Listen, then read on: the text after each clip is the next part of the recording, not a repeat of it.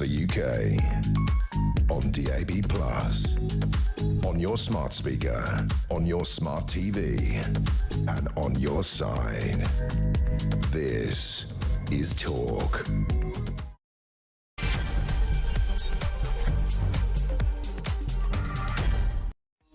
Well, hello there. Good evening to you, wherever you are and whatever you are doing. I'm here to keep you company for the next 3 hours. If you can stomach me for that long, we're going to chew over all of the day's news stories. I've got some brilliant guests lined up. And of course, you play your own role in proceedings, don't you? Because this is the station where you get to be on air. We love to hear you. So do not hesitate. And especially if you're the sort of person who's not actually made the call before, who listens along and shouts at the radio or their phone or the TV screen and always thought, yeah, I like that. Oh, I don't like that. Well, how about let us know? There's always a first time for everything, isn't there? I should know. Right, 0344499 1000 is the number if you want to be part of the congregation. You can also use that to send me a WhatsApp message or indeed leave me a little voice note on WhatsApp that we can play out on the show. That way you don't have to face speaking to me directly, although, come on, it's still a nice thing to do. I know they've invented text messages, but actually speaking to someone on the phone is quite a lovely, heart-lifting thing to do. Participate. 8722 is the number if you would rather text. Remember to write the word talk before you message. That way it intervenes all of the space rubble and the sort of Soviet junk that's littering the stratosphere and finds its way into the studios for me to then read out. We're on X at talkTV. Everything is charged at your normal network rate. So what are you waiting for? It's free. Basically, it's free, isn't it? I mean, obviously, you pay your normal network rate, but we're not charging you anything else like some dodgy hotline. Oh, no, but this is the hottest line to get on. So do that, would you? I've got a brilliant team of producers who are ready to take your call, listen to your thoughts, and then when the time is nigh, they will put you on air. What fun. OK, right, let's crack on, shall we? Because there's a lot swimming about today in terms of especially migration. It's a story that crops up every single day, and I know you guys are always ready to hear about it and talk about it and vent about it. And I'm joined by a fantastic man who is going to give us all of his thoughts on the big stories. Dr. Rakib Ehsan, who's a social policy analyst. Rakib, fantastic to have you on the programme. My mum will be delighted. Just the other day, by the way, I was sitting with my mum on a Sunday and she said, oh, Rakib's newsletter's coming. Rakib's newsletter's coming. She loves you. She thinks you are the bee's knees. Alex, please send her my love. Oh, there you go, Leslie. There you go, Mum. Rakib sends his love. I'm sure she's watching. Right, now, let's talk about Sir Keir Starmer's plans. I mean, he knows that this is a huge issue on the doorstep. We have seen record numbers of crossings yet again. Oh, it's the weather's fault. No, it's the fault of the people who are not intercepting and stopping this from happening. But he seems to think he's come up with the solution, which is he wants to bring in new laws which are going to curtail the use of the European Human Rights Convention. And my question to you is, why not just leave it? It doesn't make sense to have a court making judgments and then sort of finding ways to block those judgments. If it's not fit for purpose, get out. No, absolutely. And I don't think that post-Brexit Britain will have true, meaningful sovereignty when it comes to immigration and asylum policy if it is ultimately subject to the whims of a supranational court based in France. That isn't most people's idea of authentic sovereignty. And I think that what's very clear here is that the Labour government wants to maintain the UK in terms of being a signatory to the ECHR, but wants to combat the ongoing small boats emergency in the English South Coast. And I just don't think that combination is possible, Alex. And I think I've increasingly moved towards the position that we may well have no choice but to leave the ECHR and also detach ourselves from the 1951 Refugee Convention if we want to have full national democratic control over our immigration and asylum policy. Right, and you know, you might not think that people coming over on boats are expert legal eagles, but they all know, they're all told that when you get there, you can do this, you can claim this, throw your passport in the sea, then you say that X, Y, and Z, they're scripted, they're versed, they know how to use the loopholes that the ECHR provides. Now, it isn't a brand new idea. Sir Keir Starmer and his crack team of policy experts didn't sit around and come up with this genius plan. No, it turns out that Italy and Denmark have urged other EU countries to join their calls to rein in in the ECHR in terms of disapplying especially Article 8. And so he's basically nicked it from countries who have no choice, because to be a member state of the EU, you have to be a signatory of the ECHR, even though they're separate bodies. And you can understand why Italy and Denmark might not necessarily be able to leave the EU right now, or they don't want to for various reasons. I think with Italy, economically, they're stuck in a vice pretty much with the amount of structural debt they've got to the European Central Bank. But we're not in that position. As Britain, we can once again be the vanguard of the world and show people how to do things and how to do things properly, and have confidence in ourselves that actually we're more than capable of dealing with human rights. We're not about to bring back public executions or detain people in inhumane conditions. We never have done. And so it does strike me that he's trying to do what he always does, which is just stay in lockstep with the global community where he feels at his safest.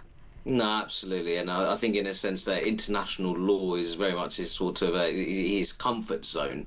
You could call it that. I think we have to make the point, though, Alex, that if we were to leave the ECHR, that there are things that we have to consider, that we need to prepare for that. For example, it is possible that the UK could be responsible for violating the Good Friday Agreement. Now, that could undermine our diplomatic relationship with the EU, the United States, and indeed the Republic of Ireland. And I think that's a lesson we need to learn from Brexit.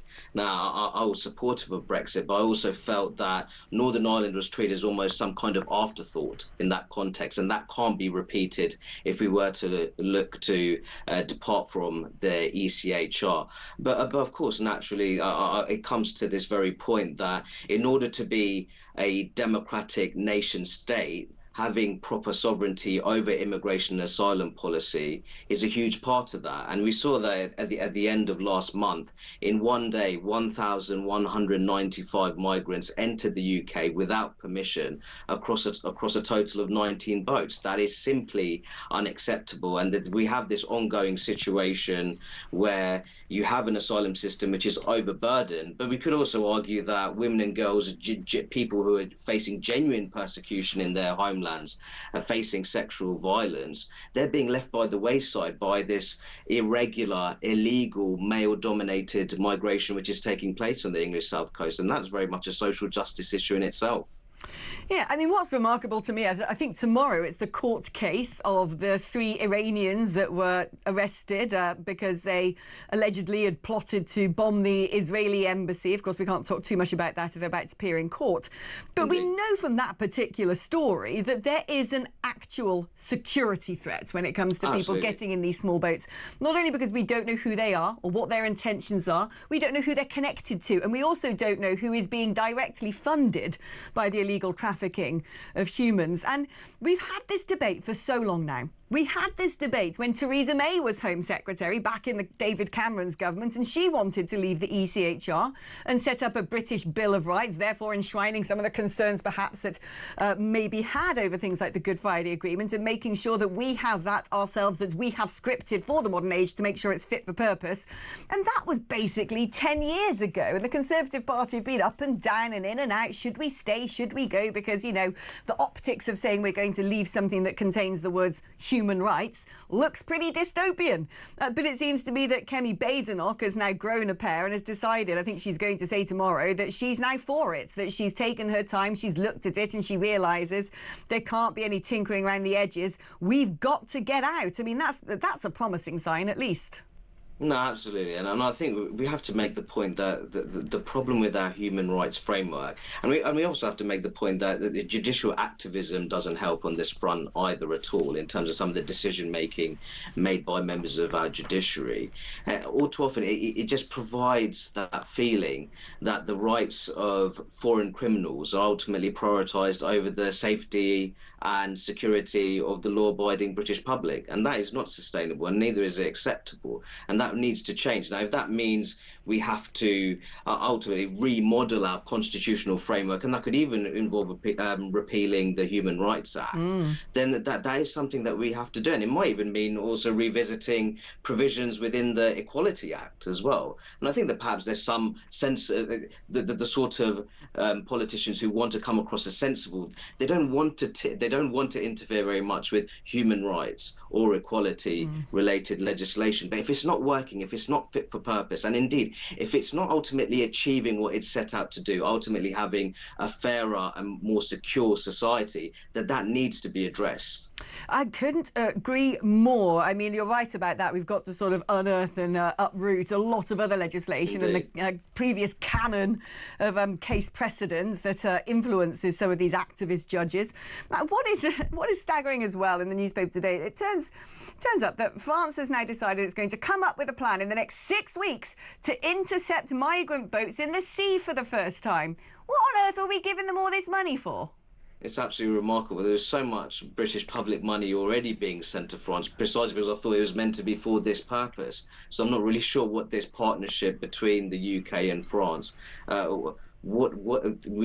we know what it was meant to achieve, but this doesn't seem like a new development for me. I thought this was what France was meant to be doing to begin with. And I think ultimately what this really shows is that the UK and France, they have a long and rich diplomatic history. But I think when it comes to delicate matters of security, and make no mistake, the small boats emergency is very much a national security one, then you have to take control as a democratic nation state. You have to do that. And of course, you want to engage in various forms of international cooperation to tackle matters relating to immigration and asylum, but that's clearly not going according to plan. I think that the Labour government's plan to smash the gangs in order to drive down the illegal immigration numbers, that's not working well at all. So they need to take a very different approach. I think if you're relying on other sovereign countries for your own national security, especially when it comes to matters of immigration and asylum, I don't think that's a correct approach. You need to take more control over your own destiny. Right, well, I think we also had a brilliant trump card to play that we've just given away, which is fish. We know how much the French are obsessed with snatching up our fish in the English Channel and beyond. And instead of saying, well, look, you know, if you want our fish, you've got to stop those boats. You can't have it both ways. Instead, we said, oh, you can carry on fishing in our waters for 12 years. I don't know who taught Sir Keir Starmer to negotiate, but he doesn't seem to be very good at it. Turns out, though, that France is blighted with the same leftist activists in their unions as we are, because apparently unions over in France are saying that intercepting UK-bound migrants would be too dangerous. That actually, oh well, if a boat is on its way across the channel and it's packed full and it's a bit rickety, actually trying to do an operation where you take people off that boat could create more danger. You've got to wait for that boat to shore first. And I kind of think to myself, so why did the RNLI bother trying to rescue people then? Well, I think this what you've said there very much illustrates the point that you can't rely too much on other countries because they have their own dynamics within their own political system, which means they might not even be able to cooperate with the UK in a way that we would like, especially on matters of immigration, asylum and security. I think we also have to look at the financial incentives for migrants to make that trip to the UK and enter in an unauthorised way. I think that compared to other European countries, if you look at the rates of asylum applications being accepted and refugee status being granted, it's much higher in the UK compared to other European countries. So that's naturally a pull factor. What is also a pull factor is that for years we've had this sort of almost all-inclusive hotel accommodation being provided in some of the poorest parts of the country, by the way, which is also a social justice issue in itself. So what we have there, we need to get rid of those pull factors as well, because I think that's definitely feeding into the higher levels of illegal immigration that we're experiencing in the UK. Yeah, to me it's absolutely crackers. If I tried to sort of storm the border between Pakistan and India, I'd be shot. You know, if I tried to break into Oman, I'd probably be detained in a pretty unpleasant circumstance. And the idea that, you know, you can break into a country illegally and then be rewarded for it, to me, is absolutely crazy. You have written a fantastic piece today in The Telegraph. And this is why we love you, Rakib. We need people like you to come and say it as it is, talking about the fact that mass migration is essentially destroying the fabric of our nation. For so long, this has been a taboo issue. It's been a taboo issue because it risks talking about other religions and whether or not we can live in harmony with them. It risks talking about ethno-nationalism and colour of skin. But at the end of the day, you know, my opinion is this. We're imperfect beasts as human beings. But we are a societal animal. We live in packs. We form tribes. And throughout human history, it's biologically programmed into us to want to protect our own and compete for resources. And I think it's going to be very hard to unpick that without sort of, I don't know, taking the very core essence out of what being a human is. And so it is something that we need to address. It's something that's becoming extremely concerning. I mean, Matt Goodwin has put out a study saying that we could end up as a white Brit minority country at some point later this century. I think his estimates were rather conservative, if I'm honest with you. It's been a topic that no one has been allowed to talk about. We've only ever been able to frame immigration within the idea of, well, it's, you know, economically necessary. And we've been sold this idea that multiculturalism is great, that actually we're all one human race. We can all hold hands, sing Kumbaya and understand each other, even if the way we have been brought up, even if the very core of our morality is entirely disparate. Talk to me about your concerns and how this is really destroying our nation. Well, firstly, I think it's very important that we have honest and robust discussions on matters of demographic change and the population shifts which have been mentioned in this report, that they are quite astonishing, that within 40 years, it's possible that the white British ethnic group could be a minority in the UK, that by the turn of the century, the 3 in 5 people could be non-white. And the current population in the UK, the current Muslim population, is around 7% of the national population as a proportion of it. That could rise to as high as 19% by the 22nd century. So what you're talking, we're ultimately talking about a quite remarkable form of demographic change here. And I just don't think that is not going to be a seamless transition. If the population change is that drastic, I do suspect there's going to be social upheaval. I think that's inevitable, because what you talk about there, that instinct to be tribalistic, I think that could be exacerbated as the portrait of modern Britain changes at such a rapid pace. I think that we have to look at large-scale immigration, how that's contributed towards that, especially the so-called Boris wave. If Brexit was all about gaining control of immigration and asylum policy, it certainly doesn't feel like that, especially with the Conservative Party's ridiculous liberalisation of immigration rules when they were last in government. I think we also have to talk about what's going on in the mainstream, though. I think that the reality is, when you look at population change, there's certain groups, more socially conservative, they attach more importance to marriage, to parenthood. And I think that over time in our country, and it's a shame that the right hasn't really talked about this very much, I think there's a growing secularism and individualism, which means that emphasis on marriage and parenthood, that's eroded over time. And I think that's a real shame, because I consider these to be civic acts of self-sacrifice. Now, there is a possibility, because of that secularization, that individualization, there's more people in the mainstream who are not really religiously or culturally inclined to take that on. So I think that what's really important here is that we have very honest debates about how the country's changing, why it's changing the way it is, and the problems that may pose over time. And it's very important that we have those discussions. But unfortunately, too many mainstream politicians, they have their heads in the sand over this.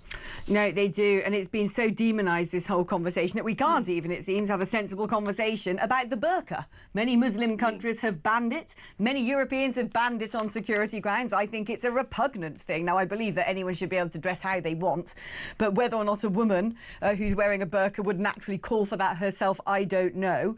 But covering the face, when you live in a society that needs to work with each other, read body language, connect with one another, to me, I just don't see that it fits in with our ethos or our morality at all. Sarah Pochin, Reform UK's newest MP, used her very first question at PMQs to ask Sir Keir Starmer whether he'd want to ban the burqa, and he wouldn't honour it with any sort of answer. But it turns out the party's chairman, Zia Youssef, thinks that the question was dumb. Was it dumb?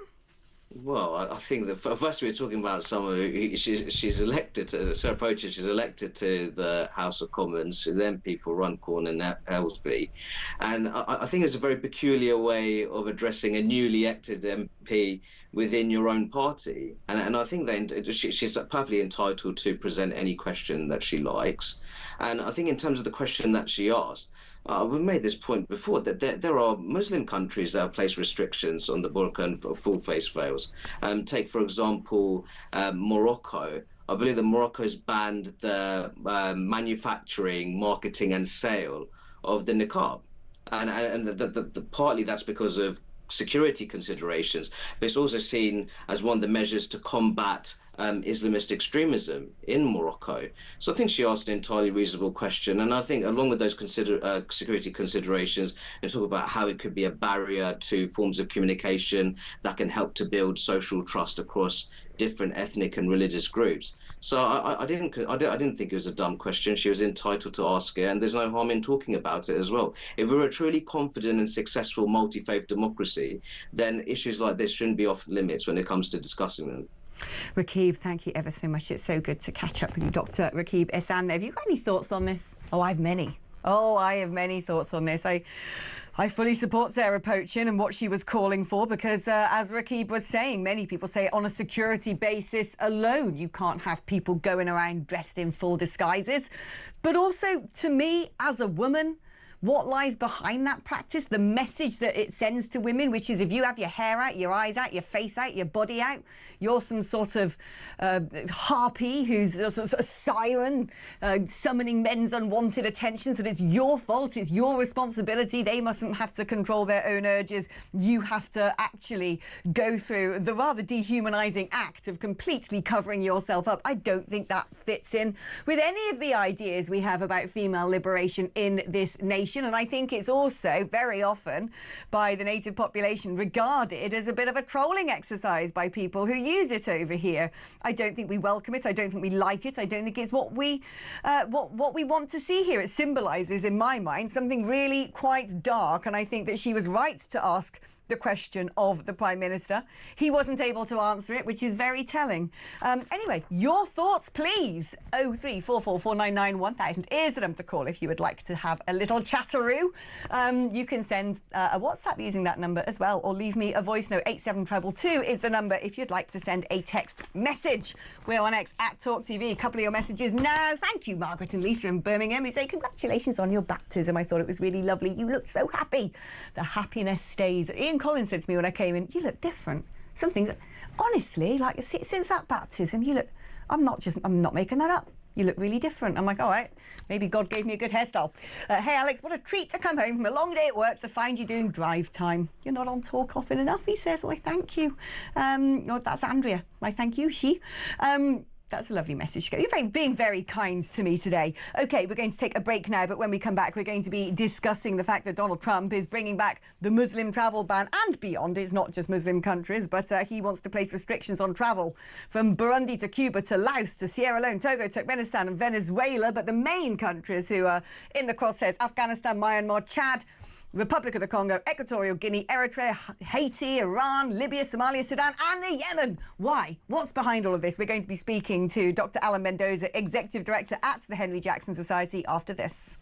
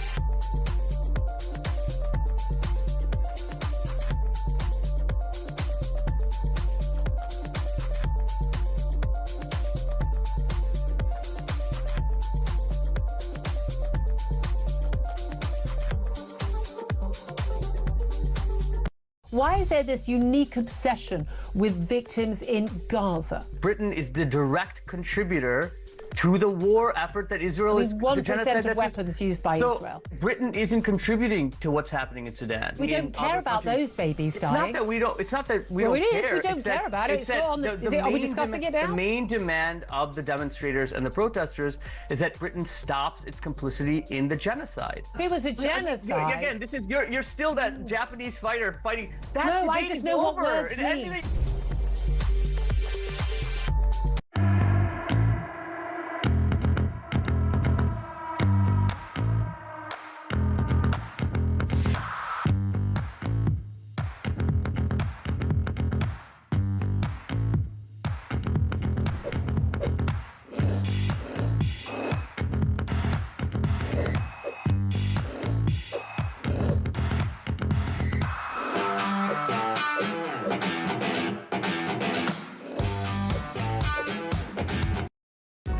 Across the UK, on DAB+, on your smart speaker, on your smart TV, and on your side. This is Talk. Hello, welcome back to the show. Got some breaking news for you now. Birmingham bin workers, well, they voted to continue industrial action in a dispute over pay and jobs, which means the current strikes that have turned Birmingham into a rat-infested third world hellhole, well, they could go on until December. That's according to Unite, which is hardly uniting the public right now, that's for sure. So, well, good luck to you in Birmingham.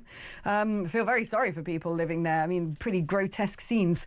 Anyway, talking about grotesque scenes, what sort of grotesque scenes could we see take place in Europe? Putin has told Trump he will seek revenge for the Ukrainian drone strikes. They've had a long chit-chat on the phone, 75 minutes.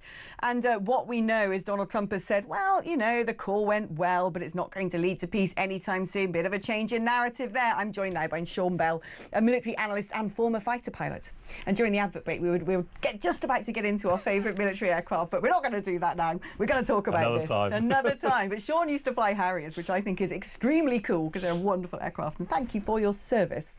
I love it when in America they do that. I think we should pick up that habit. Right, now talking about America, President Putin has set out his intention to retaliate against Ukraine for the attacks on all of the Russian spy planes and bomber planes. A very cleverly executed attack that Ukraine says, we've done this all by ourselves. No one else was part of this. What might Putin mean by his intention to retaliate? Well, there's two answers to that, one of which is politically. What he's trying to do is justify continuing the war, because obviously every time he talks to Trump, Trump's patience is running thin at the moment and going, come on, if you're serious about bringing the war to an end, stop. What President Putin's now doing is using this as an excuse to say, I'm going to continue, and justifying it as an act of revenge. The irony of that is it was Russia that invaded Ukraine. It's Russian forces that are in Ukraine, killing servicemen, killing civilians there, decimating communities. So actually, why does he need to seek retaliation when those bombers are conducting bombing raids into Ukraine, right, and therefore they're a completely legitimate target? And it wasn't an attack on any sort of civilian targets. It wasn't an attack on Russian citizens. It was taking out the very weapons of war that Ukraine is being bombarded by. But where do we go from here? Because it seems to me that we're stuck now in this constant cycle of a war of attrition, where we still haven't given Ukraine enough for them to win. Can they ever win? And not enough has been done to really curtail Putin's war efforts. So something has to change. Something has to move. What? Well, I think the attack on the bombers is slightly more serious than I think a lot of the media are giving it credit for. Yes, it's audacious, but in a way, people just go, he's blown up a couple of bomber aircraft. If you actually analyse this carefully, Russia moved its strategic bomber force away from close range to Ukraine because of the long-range missiles available, thought they were safe. Now, when I operated in the military, only about a third of your active fleet is actually available to go to war. Most of them are in deep servicing. The Russians are famous for cannibalising some of their older aeroplanes, so they've apparently got 55 Bears apparently in inventory. It's very likely less than a third of those are actually serviceable. So now, if you're going to move the aircraft away the ones you move away are going to be the ones that can fly. You're not going to put them on the back of low loaders. So actually, if it's true that Ukraine are claiming 40 aircraft were damaged or destroyed, it could well be the vast majority of Putin's available bomber fleet and intelligence gathering. And colleagues in the military are telling me that actually Russian air activity that used to be probing our air defences and patrolling over other ships and the like has all subsided a lot. Putin will be really embarrassed by what's happened, and you can't just nip down to the supermarket and buy a few new airplanes. Most of these airplanes, some of the bears are older than I am, and I'm a grey-haired old warthog. You can't just build them again. Right. So and Russian manufactured as well. It's not like they're going over to BAE Systems and saying, can we have some of yours? And the factories are all closed. You can't get them. So all of a sudden, Russia's military strategic potential, not just in Ukraine, but globally, has suffered a really significant blow. And I think that's why Putin's going to be reflecting a little bit. He doesn't want to go very ugly, go nuclear or anything like that, because he needs to keep President Trump on side. But actually, this has been a remarkably effective blow, not a mortal blow, but it's much more than just hitting a couple of aircraft. The thing we kept hearing a couple of years ago was the idea that he might use a sort of localised strategic nuclear weapon, not the big sort of Hiroshima style thing, but something very devastating if he's cornered, if he's put under pressure, if he's seen to be losing. But you don't think he would resort to something like that? Well, I love your characterising of a type nuclear weapon. I'm not entirely sure I understand what the difference between a tactical nuclear weapon. You can't be a little bit pregnant. It's either a nuclear weapon or it's not. And as soon as he used nuclear weapons in any form at all, just imagine what President Trump's options would no longer be trying to side with President Putin, find a way to end the war. He'd almost be certainly obliged to actually start getting engaged. So therefore, Putin's found himself in a slightly difficult position. He's no intention of stopping the war anytime soon. In my humble opinion, he's playing President Trump a little bit. Trump undoubtedly wants to stop the war, but this is not the way to do it. You've got to start hurting President Putin, either with proper sanctions, put a massive tariff on everybody who buys Russian oil, and suddenly you can't fund the war anymore, or you start getting militarily involved. Neither of those is really appealing at the moment, but if you genuinely want to stop the war, exactly as you say, at the moment we're doing enough to stop Ukraine losing, but actually there are ways in which we could help it win. Right, it's actually sort of removing the resources and the capability to wage war. And it brings me on to talking about things such as selling, fossil fuels on the black market and penalising countries who buy it. It's staggering when you look into the so-called shadow fleet, which is about 1,000 odd vessels or something, all being sort of appropriated and used to ferry fossil fuels to other countries, exchanges being done in the ocean. You're not supposed to buy it, so we're not going to label this as an oil tanker, and you can pick it up halfway in the North Sea or whatever they're doing. And this has really been boosting, especially the black market sale of American fossil fuels, boosting the coffers of Russia to be able to continue fighting in Ukraine. But I was reading a fascinating piece by Bob Seeley today, who used to be the MP in the Isle of Wight, saying the difficulty now is this shadow fleet is being shadowed itself by warships, by fighter jets, trying to protect it. This sort of illicit trade underneath the watchful eyes of the world. But this in itself has a huge risk of escalation, because if all of a sudden the shadow fleet enters into a certain territory and military jets are scrambled and they come face to face with Russian jets and something happens, there's an incident, it could change the course of everything going on. It could. There's a couple of interesting points here, though, one of which, if you're going to start using fighter jets to act as escorts for ships that move very, very slowly, so you're going to have loads and loads of jets cycling around. It costs an absolute fortune to do that. And they're not going to get any more money for the oil. The oil is being sold at a discount, so all of that is not really sustainable. What is interesting, I think, is that we tend to forget that in the skies and at sea, Russia and the West do regularly come very close to each other. At the moment, on the eastern flank of NATO, we've got NATO warplanes flying up and down that. Russians are regularly engaging them. You don't see it, we don't report it, because there's no avenue for it to be reported. But let's not kid ourselves, this stuff is happening all the time. As for the oil, I mean, really simple terms, because I'm not a global economist, but the world consumes 100 barrels of oil a day, and it produces 100 barrels of oil. Russia's still producing oil, but it may be able to be selling it to somebody else, because we don't buy it. They refine it, like India, and then we buy it again. So the cycle of who buys, the only difference at the moment is Russia's getting slightly less money for its oil, and it's finding it harder, using the grey fleet, to actually move it around the world. And every time we ratchet up the pressure on it, it becomes a little bit more difficult, a little bit more expensive, and a little bit less money funding the war. Now, I'm interested in asking you, as a former fighter pilot, about how tense it is out there, because you're talking about things not being reported on. Strategically, I'm sure a lot of stuff shouldn't be reported on, but I wasn't particularly meaningfully alive during the Cold War, so I can't really, reflect on a moment that things were at a real knife edge and everyone thought, well, if anyone just accidentally presses a button, or that there isn't the big red telephone to communicate, that wasn't us who sent this, or we didn't do that, please don't strike back. How tense is it today when you have these interactions and interfaces between, say, UK military aircraft, Russian military aircraft? Yeah, I think it is tense, but I think we have to be careful here. We tend to overplay how clever and capable Russia is. In the Cold War, and I was starting my formative years in the Cold War, we always worried what the Soviet Union happened, and they always worried about what we had, and we never showed our hand. Russia, for the last 3 years, has shown its hand, and it's also has never managed to control the airspace over Ukraine, even though it's got the dominant fleet. The West, therefore, feels a lot more confident. Russia keeps using its new weapons. The West harvests up the information and knows that it's now got counter to those. Russia cannot afford to get into a fight, certainly in the sort of Top Gun type era, because Western technology, radars, missiles and the like, is significantly better. There's a lot of brinkmanship going on, a lot of people bashing their chests, but it's not in Russia's interest to actually get involved directly. Fascinating stuff. Thank you, Sean Bell, military analyst, former fighter pilot.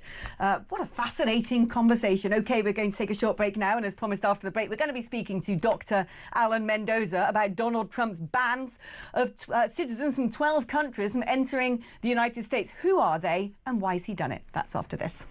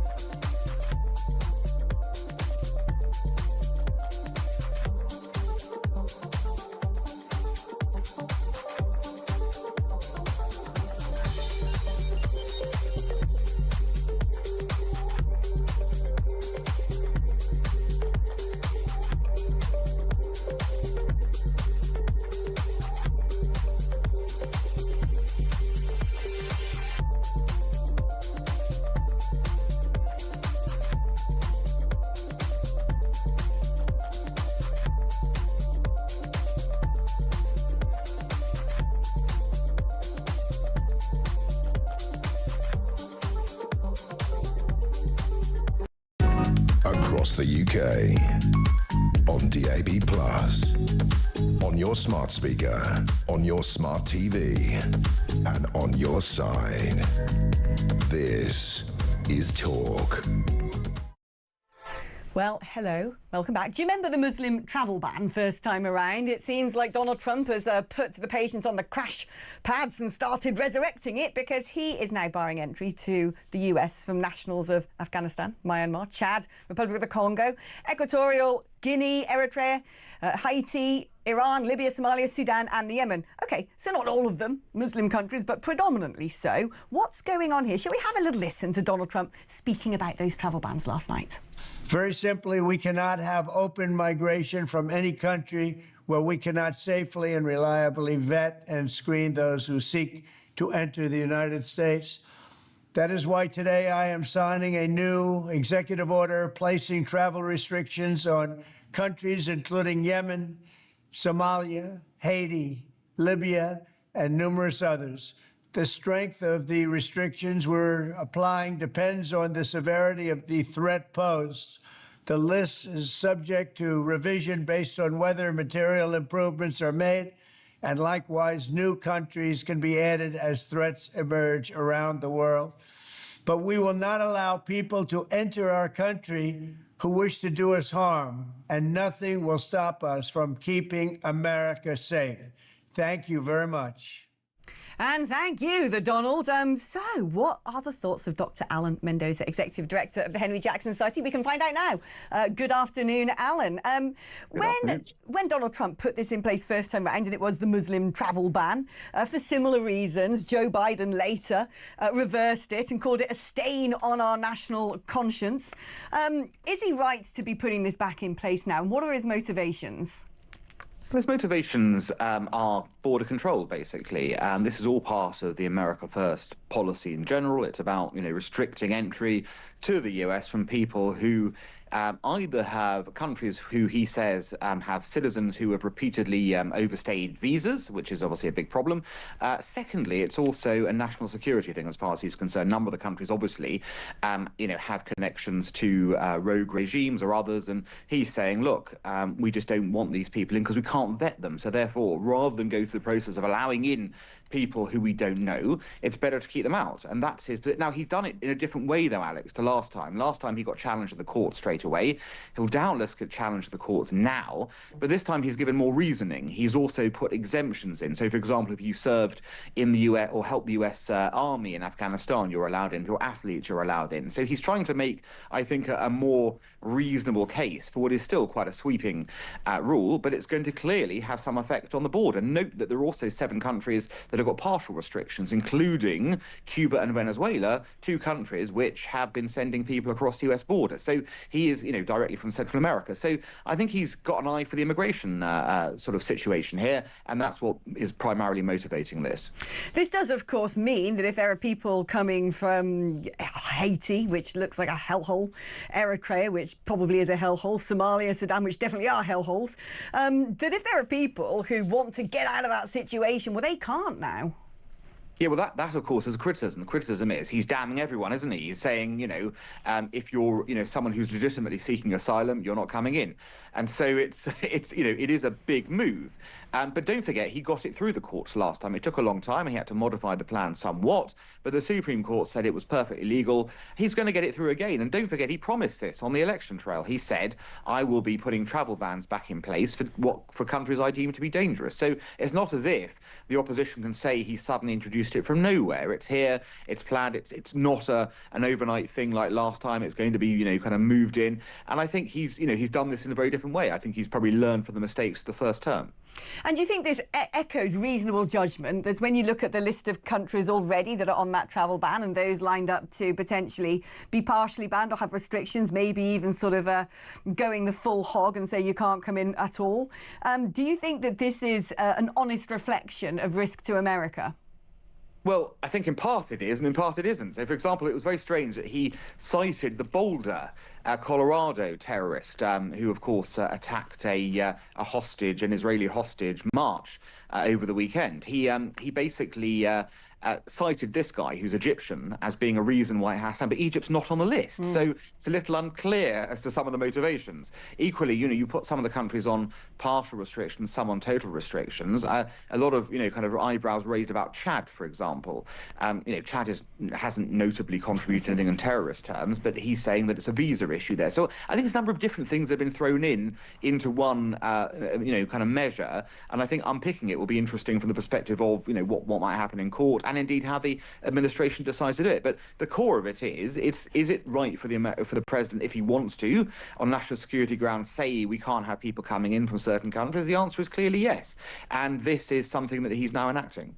Do you think on some level it also follows in the vein of his approach when it comes to tariffs, that he might be using this as significant leverage to say to countries where these people are originating, this applies to your country and these are the conditions if you want it lifted? Possibly, yes. I mean, everything in Trump land is up for negotiation, isn't it? So there's always some way that you might be able to come round and to change the, kind of change the conditions. For example, if these countries do certain things that Trump might want, he might deem it that actually we can, after all, screen their citizens. I mean, it's fine that we can allow them in again. And it's, what he's doing this for is, I think, firstly for domestic political consumption. It's something that's going to be popular in America. He's keeping a campaign pledge. And don't forget, Alex, that was one thing he was very proud of in his first term. It was like, I am the politician who actually keeps my pledges. How many politicians do that? I'm doing it again. I said I would do it. I'm doing it. And I think that's part of his rationale as well. It's about appealing to his domestic base, showing that he is a man who fulfills his promises, and maybe there's some, negotiations down the line with some of these countries for things that he might want. But it's a clever policy in the sense that it actually, meets a number of potential targets. What's interesting is, yet again, he's also cited Europe as part of his reasoning for why he's putting this in place, saying we're not going to let happen to America what has happened in Europe. And of course, at the moment, huge debates on whether it be legal or illegal migration, the nature of who's coming into the country, what their intentions are, our porous borders and national security. Do you think it's reasonable for the UK, whether this government or a future government, to also be looking to impose similar restrictions or bans? Well, I was having this discussion actually this morning with somebody along the grounds of Iran. Iran's a great example of a country where we, in the most recent example, and remember there have been many examples of Iranian terror plots in this country. And the most recent example, the people arrested, a number of them came in as refugees. Now, we didn't know who they were. We had no clue who these people were and what their background was. It turns out they were assets of the Iranian state, it would appear, or allegedly in that sort of way.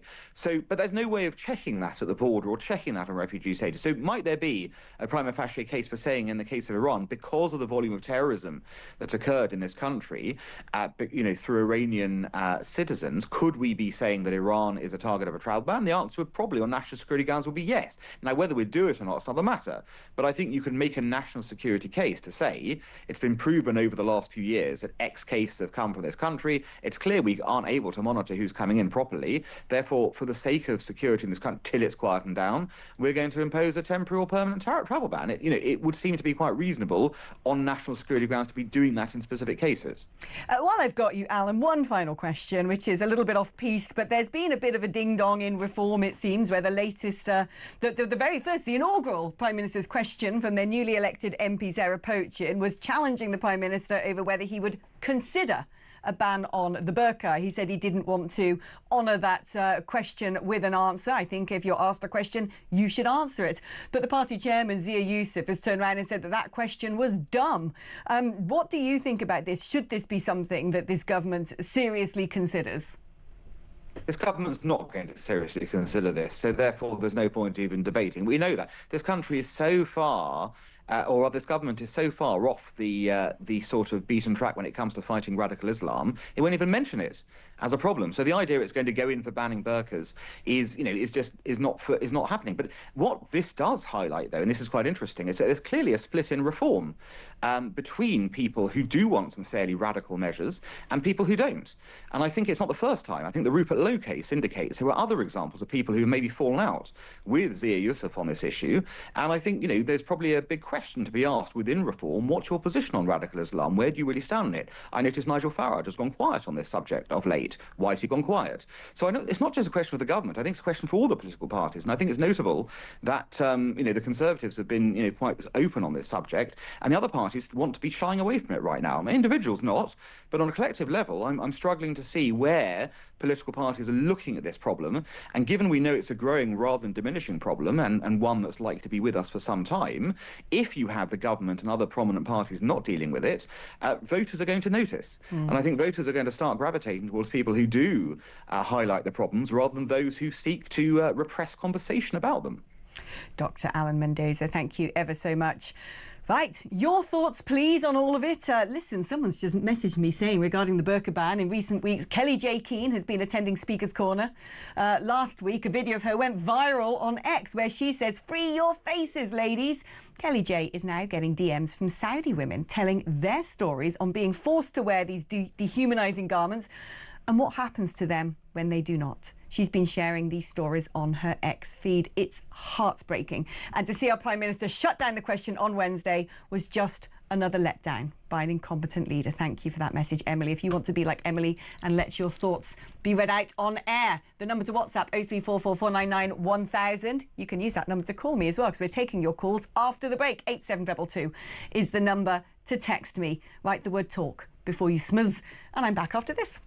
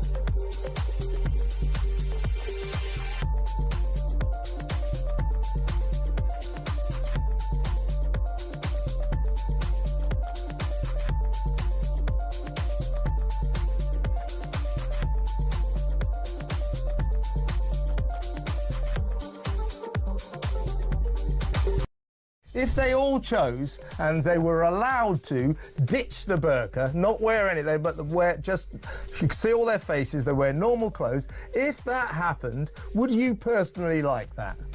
If that happened, I would be happy, because that means that women are given the opportunity to make their own choice. That's the argument I go back to. Ultimately, the argument that Jess is making is ignoring the voices of the actual women that are being affected. You're assuming their position. You're assuming their... I'm not assuming their position and at all. It's completely not evidence-based at all. I'll tell you...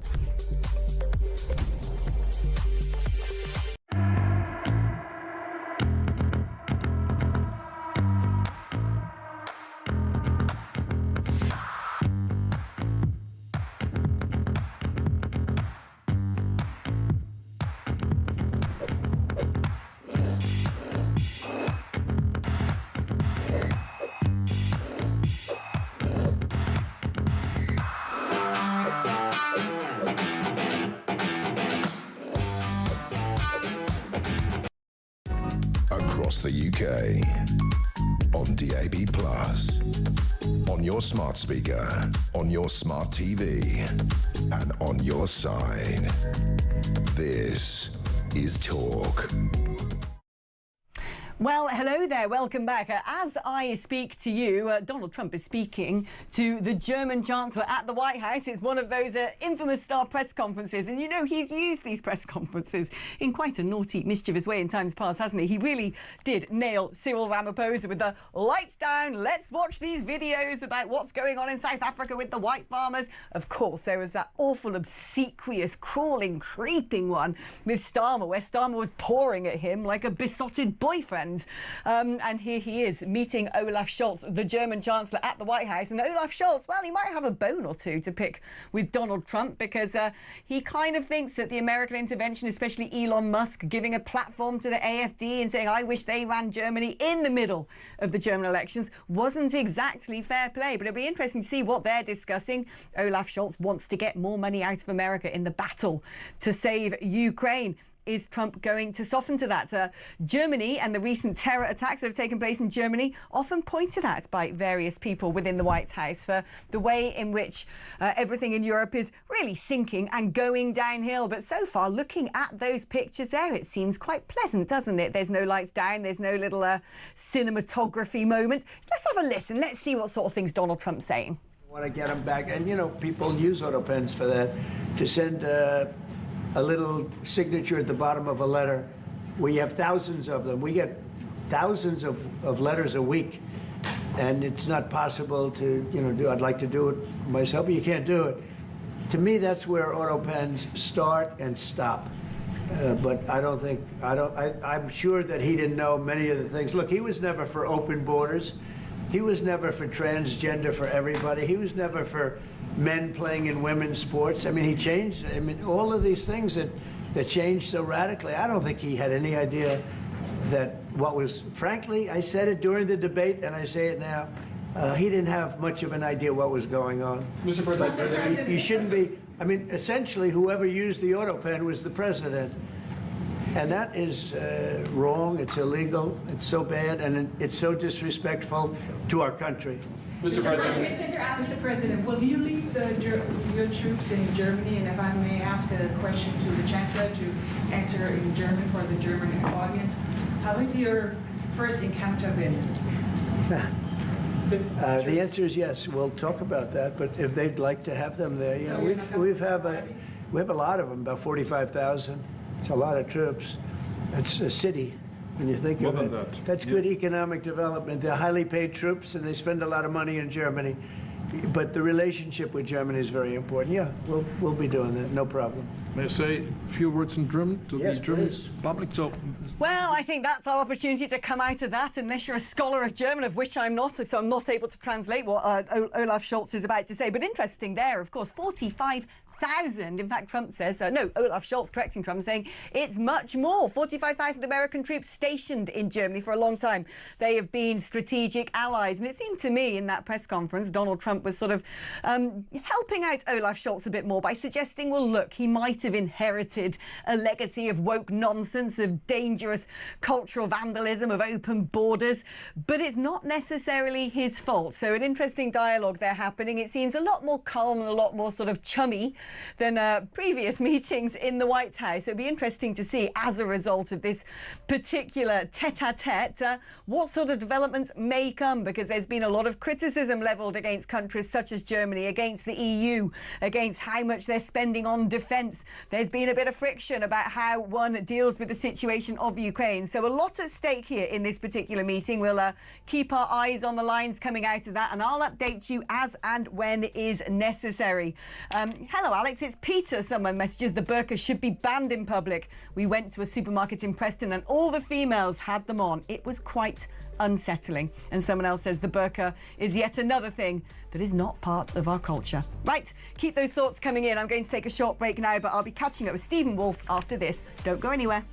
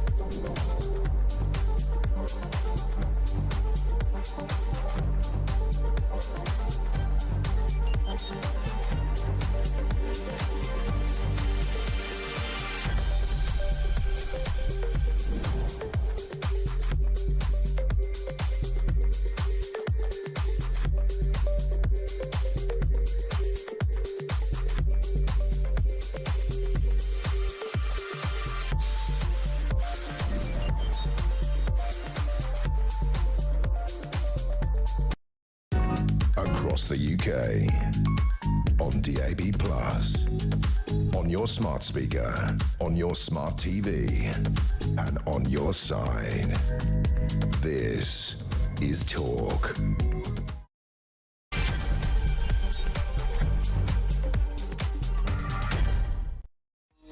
Well, hello there, you gorgeous, delightful, democratic patriots of great discerning taste, because you're here with me this evening listening to what I have to say and what all my wonderful guests have to say, and coming up, no doubt, with your own thoughts on various subject matters. And isn't it wonderful to all get together of an evening and share our thoughts and our feelings? I find it sort of releases a burden from my shoulders. I'm gonna share a little secret with you. When times are hard and I'm feeling a little bit blue, when life isn't really going as I want it to go, I actually love being in here. I mean that. Like, genuinely, this is, for me, a wonderful escape. Takes my mind off all the other rubbish that it gets sort of filtered, you know, doesn't get filtered out and sort of boggles me during the night time. But when I sit in here, for me, it is actually 3 hours that I really enjoy. Genuinely. So that's thanks to you. Thank you for keeping me company. Thank you for looking after your gal. If you want to help me out a little bit more, I got 2 more hours to fill, so you can throw in your 2-bit. 03444991000 is the number to call. I love chatting to you guys. Don't be shy. You've been a little bit reticent today. Don't know why. You've normally got a gob on you, you lot, so I don't know why you're being a bit sheepish about picking up the blower. But please do. I do like talking to you. I'm your mate. I'm your Alex. I'm here for you. Be here for me.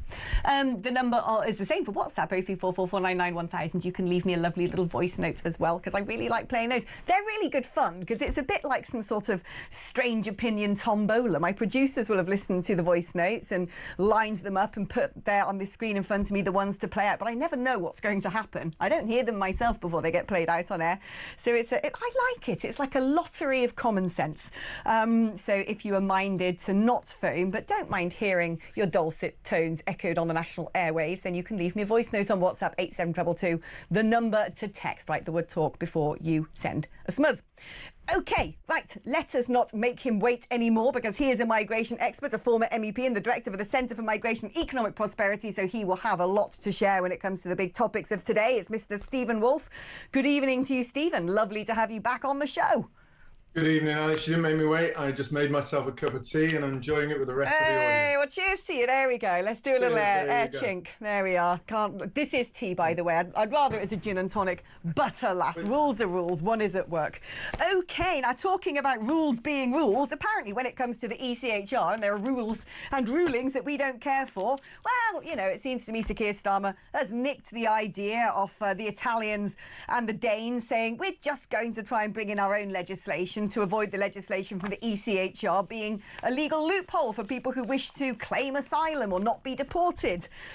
But this is the thing, Stephen. You know, if you're going to have a court making judgments and then you decide you're just not going to apply them or ignore them, what's the point of the blimmin' court? Why not just leave it?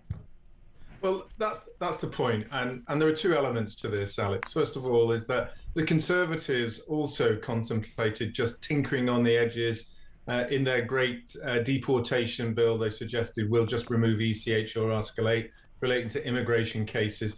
But both of them are trying to pull the walls over the eyes of the public, because when it comes down to final decision making, all the legislation that we've had through the Human Rights Act, all the court cases that we've had through the European Court of Human Rights are embedded down into our common law. So even if you try and put primary legislation that changes it, the judicial system and the lawyers representing those who are seeking asylum or seeking an element of the ECHR can say, look, there is precedent for you. So the only way to remove it is to, first of all, take the primary legislation away, that's ECHR, remove the UK legislation, the Human Rights Act, and then have our own legislation that effectively and de facto repeals the previous decisions of courts. That's a lot harder, but it's possible.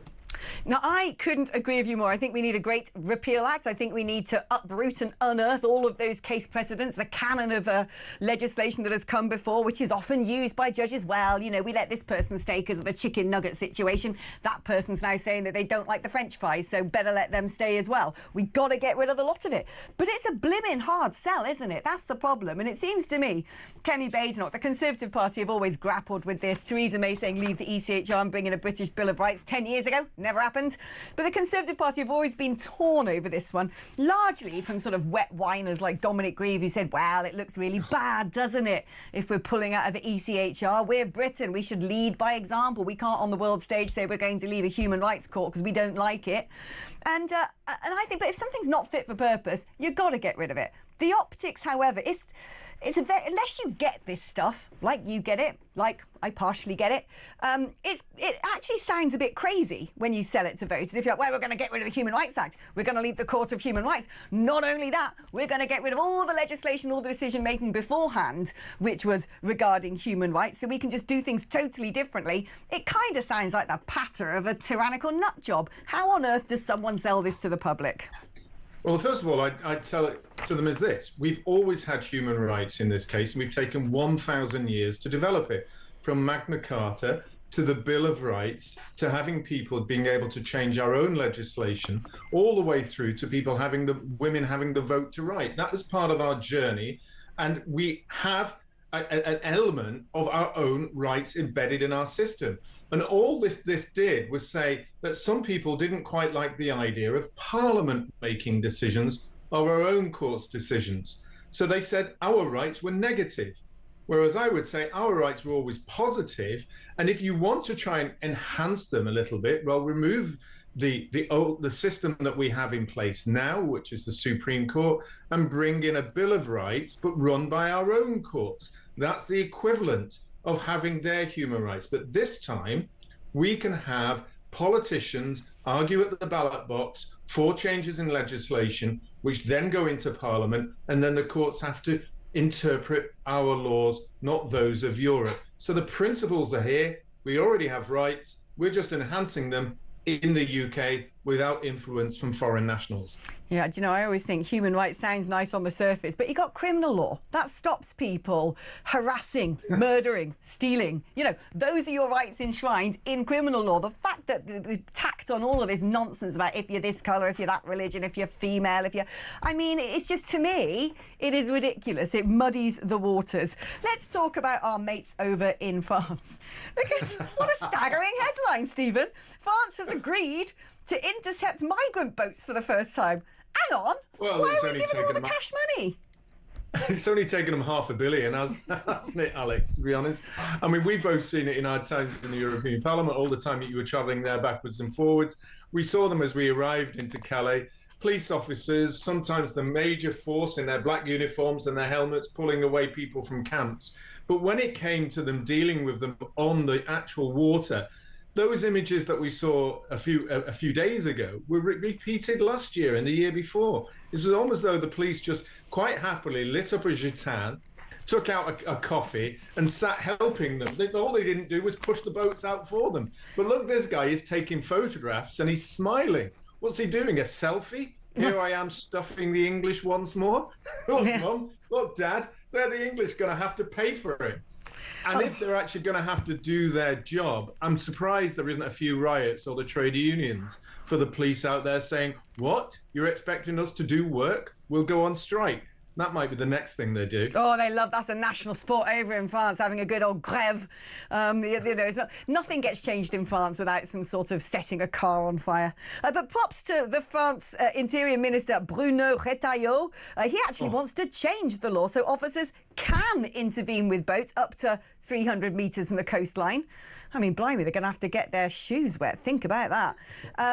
But the progress has been slow. It turns out, however, the unions, the French unions, leftist unions, Unité Union, it's kind of like Unite, but in French instead, have said, no, we can't do that. It's too dangerous. If the boat sinks with 100 people on board, isn't that terrible? If we try and sort of, you know, these vessels are rickety, they're overloaded, they're not seaworthy.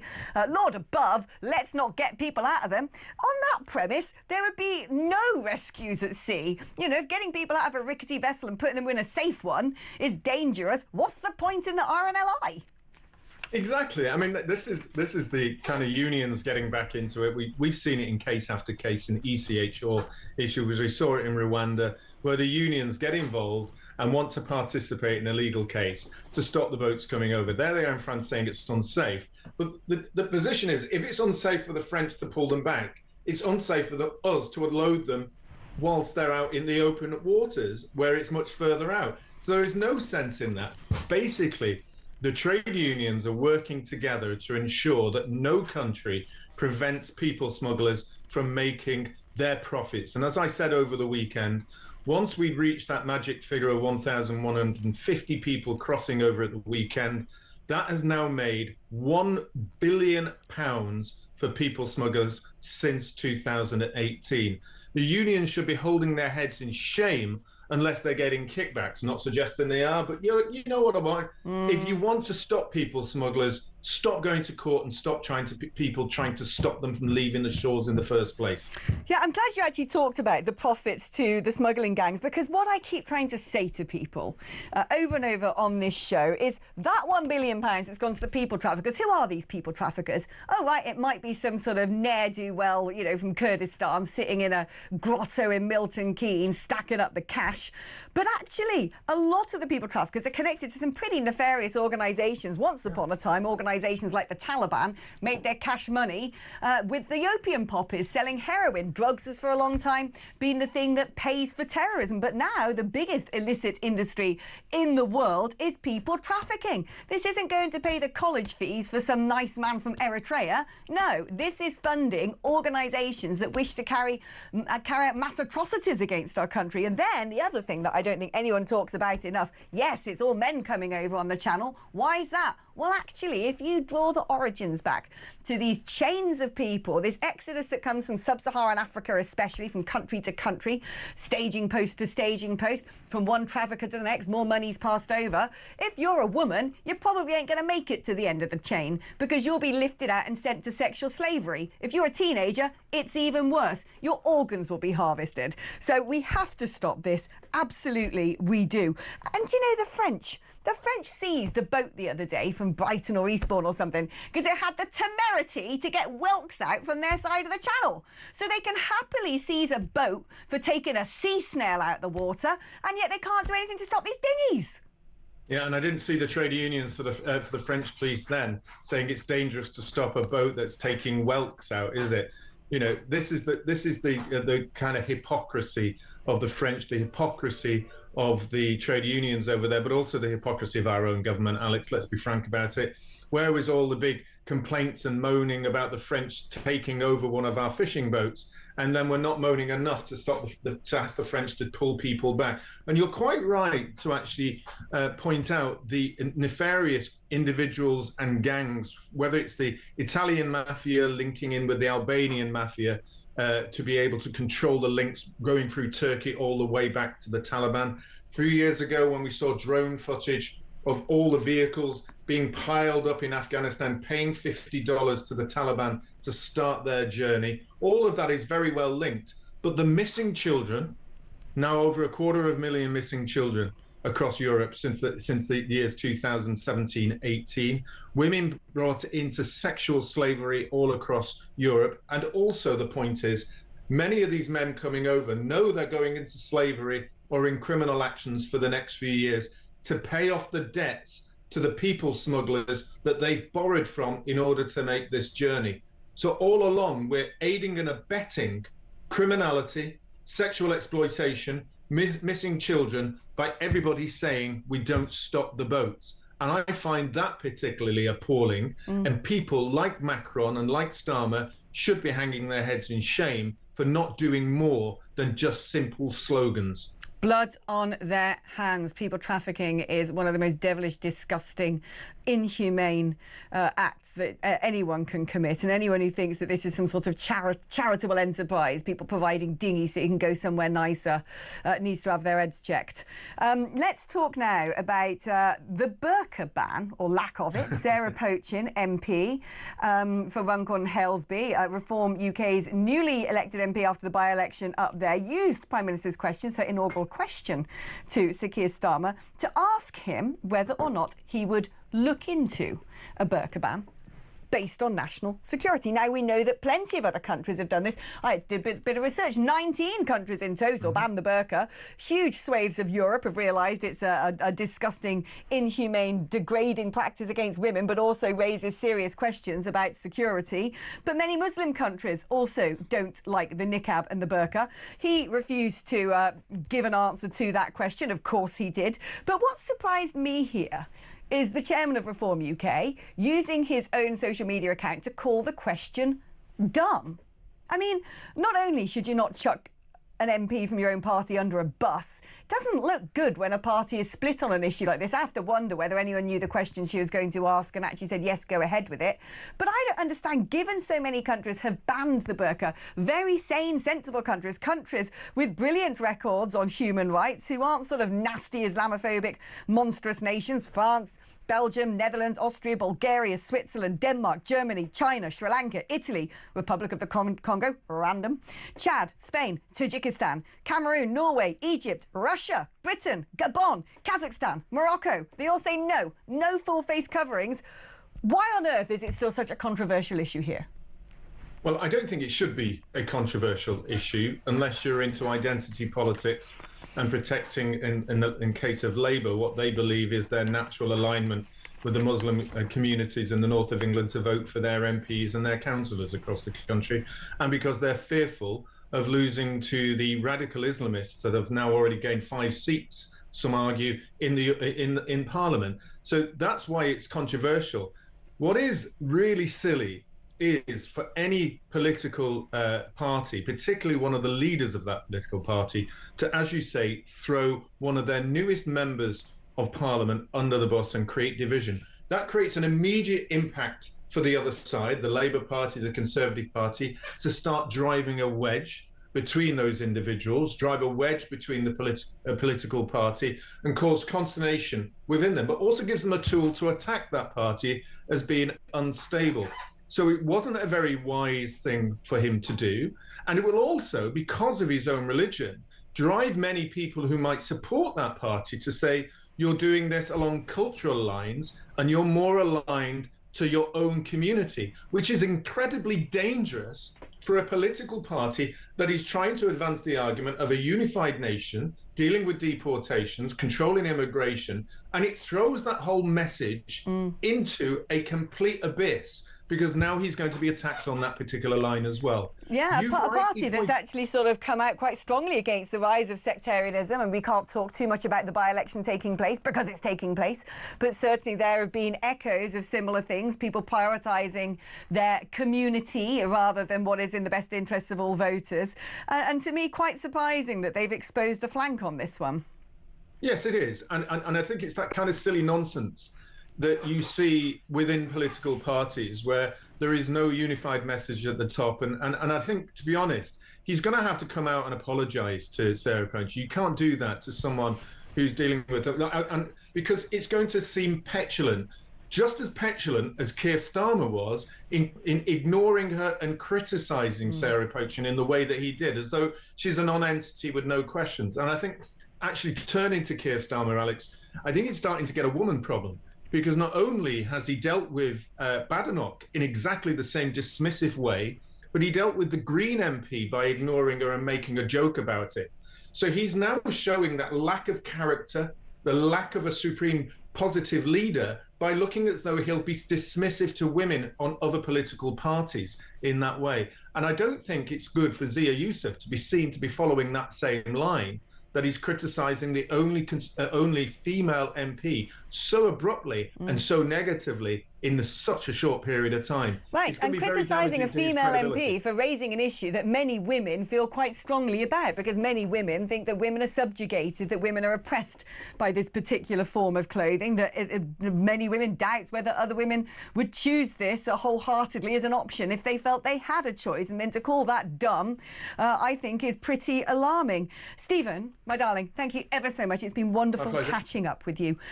Just a few of your comments on this one before we go to advert break. Lucy in Cornwall. I love hearing you rant, just like me, but younger. Hey, I'd love to meet you, Lucy. Imagine what we'd be like together. I think we should ban the burqa. I'm very disappointed in Zia for his words. I am a Reform member.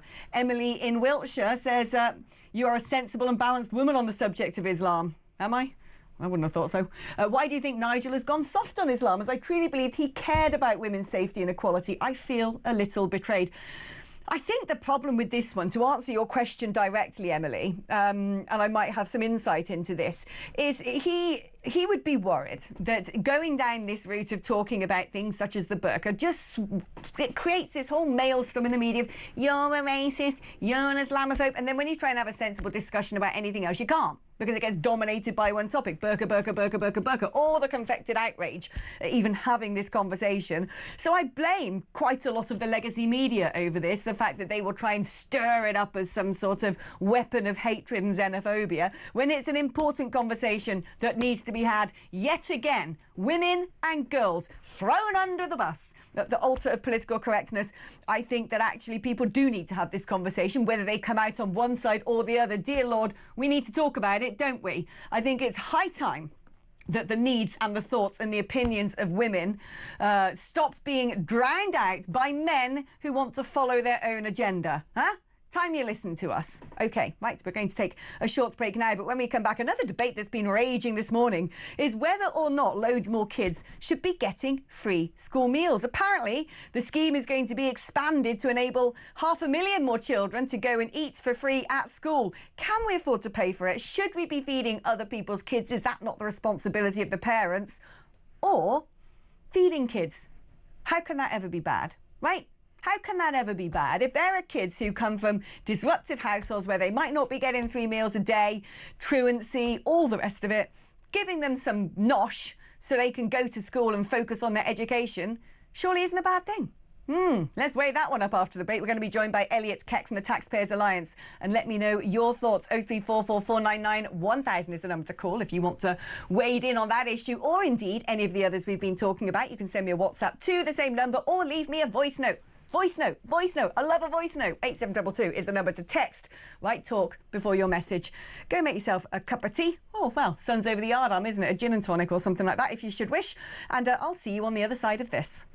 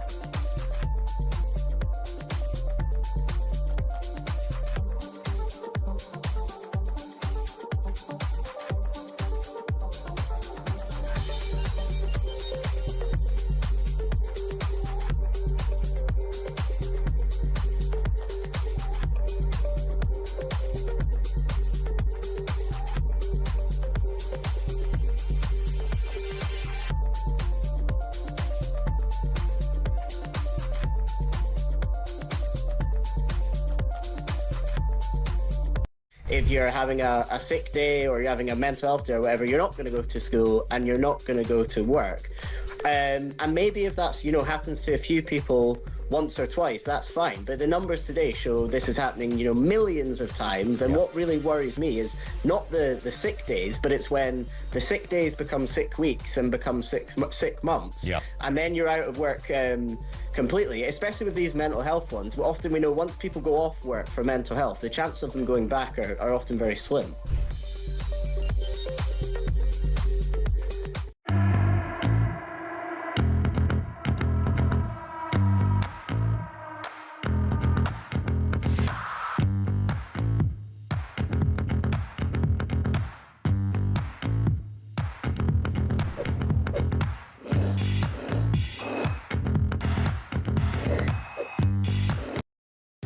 Across the UK, on DAB+, on your smart speaker, on your smart TV, and on your side. This is Talk. Hello there, welcome back. Now, I posed you a question just before the advert break about whether or not extending the free school meals programme to 500,000 more kids is a good thing or a bad thing. I'm going to be honest with you on this one. I don't have a hugely strong opinion, but it goes a bit like this if I were to cobble one together, which is if we were a country with lots of money, well, technically we are, we've got lots of debt as well, but if we had enough in the coffers to be able to provide free school meals for all kids, then why not? Feeding kids is surely a good thing. It's a lovely policy to have in place. And certainly there are plenty of children who don't get a square meal. Yes, it might be an abrogation of duty by the parent, but when the parent doesn't step in and feed their kids properly, actually the rest of society should step in and help. It's not the child's fault. But then there are other people who might say, well, look, we can't afford this. Why are we paying to feed other people's kids if they're not doing it themselves? Let's speak now to Elliot Keck, who's head of campaigns at the Taxpayers Alliance. Elliot, what side of the fence do you come down on this one? Well, I think you summarised the issue really well, and I'm inclined to agree with you that certainly the motivations behind this policy are laudable, unlike the motivations behind many Labour policies. This one I do understand. I think the issue that I have with it is the more and more we establish the principle that the state is responsible for raising our children, the less and less people will take responsibility, and we'll end up in a sort of ancient Sparta-style system where, you know, it's the state that raises everyone's children in common, except it won't be for the military, of course. It'll be to work as a civil servant or as a bureaucrat. But when kids are sent to school, the school becomes de facto for that moment in time that the kids within those on the school estate, the child becomes the responsibility of the school. And when I looked at this, look, I know we're stretched. I know we haven't got any cash. But I don't necessarily think this is about, well, people should be able to feed their kids themselves. Actually, I don't always think it's necessarily about the money either. There are kids in universal credit households not eligible at the moment. I think it's if you've got an income of something less than 7,400 quid a year. I mean, you can barely do anything if your income's 7,400 a year. You can barely do anything, frankly, if your income's under 20k a year in certain parts of the country. But it also, to me, suggests that it might give children who fall by the wayside a bit of stability if they're not fed at home properly, that at least they know they can eat at school. And it also builds community when children are all together, you know, cutlery rattling and things being lobbed across the gymnasium. And I don't know, part of me, maybe I'm a softie, but part of me thinks that actually if this is just adding 500,000 more kids and lifts 100,000 children out of poverty when the current threshold seems so blimmin' low, I kind of lean more towards that we should do this.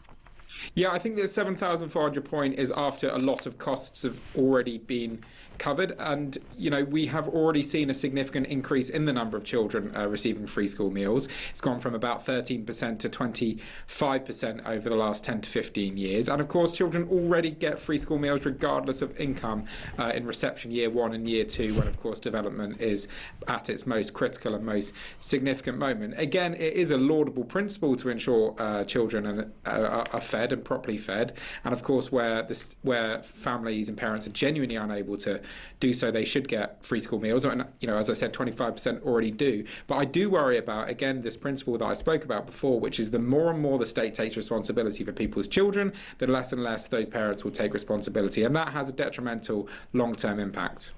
Elliot Keck, thank you ever so much. If you've got thoughts on that, let me know. But I've got some breaking news for you, and this is quite a story. We were just talking about him, weren't we? Mr. Yousaf Zia, chairman of Reform. That's right, who called Sarah Poachin dumb for asking the Burka question. Well, get this, he's just posted on his X 11 months ago. I became chairman of Reform. I've worked full-time as a volunteer to take the party from 14 to 30%, quadrupled its membership and delivered historic electoral results. I no longer believe working to get a Reform government elected is a good use of my time, and hereby resign the office. Zia Yousaf has stepped down as chairman. Now, I don't know whether this means that being chairman isn't a good use of his time, he's going to do something else in the party, or if that's it, goodbye, sayonara, and so long. It seems to me from that wording, I no longer believe working to get a Reform government elected is a good use of my time. Doesn't sound like he's parted on happy terms, does it? Wow. Well, there you go. And do you know what? I know Zia. I've met Zia. Very, very bright man. Extremely charismatic, fascinating. His brain works 15 to the dozen. You sit there in a meeting with him and you realise that you're sitting in front of somebody who is a hard worker, who is very talented, and is a great, capable human being. But I do think there are things that went a bit wonky. I mean, the police thing with Rupert Lowe, bit wonky. Calling Sarah Poachin dumb, bit wonky. So I don't know, maybe this is going to be a sort of sigh of relief from the party. I don't know what's gone on behind closed doors, but there you go, ladies and gentlemen. He is no longer chairman of Reform. I don't know whether he's going to be taking any other role within Reform UK. He certainly is a fantastic speaker and has worked tirelessly, and indeed he has been chairman as the party's gone to over 30% in the polls with those massive membership numbers. So without a doubt, he has played a significant and important role. But it seems to me the tenure, certainly of him being chairman, is now up. He has resigned. Was he pushed? Did he jump? I don't know. But certainly there were, judging by some of the messages I've had just now, a lot of people going, well, here, 100% agree with Sarah Poachin, disappointed with Zia's response. Nigel needs to step up and support Sarah. The Burka is a security risk, besides the truly horrible equality of the thing. I thought we were past all of this. Reform comments prove they're following the Labour model, promise everything to everyone and get in the show your colours. I don't quite understand that, Betty, but thank you very much. But there you go. The latest controversy, which looks like a Reform split over Sarah Poachin's question at PMQs, well, it seems to have taken the role of Zia Yousaf. Let's see if we can find out more about that. No doubt my producers are busy phoning people to get reaction from inside the party. We'll see what we can scare up. Jack Elsom, who's the new political editor of The Sun, is going to be joining us after the break to chew over that exact story. So don't go anywhere. This definitely does deserve a new cup of tea, doesn't it? I'll see you on the other side.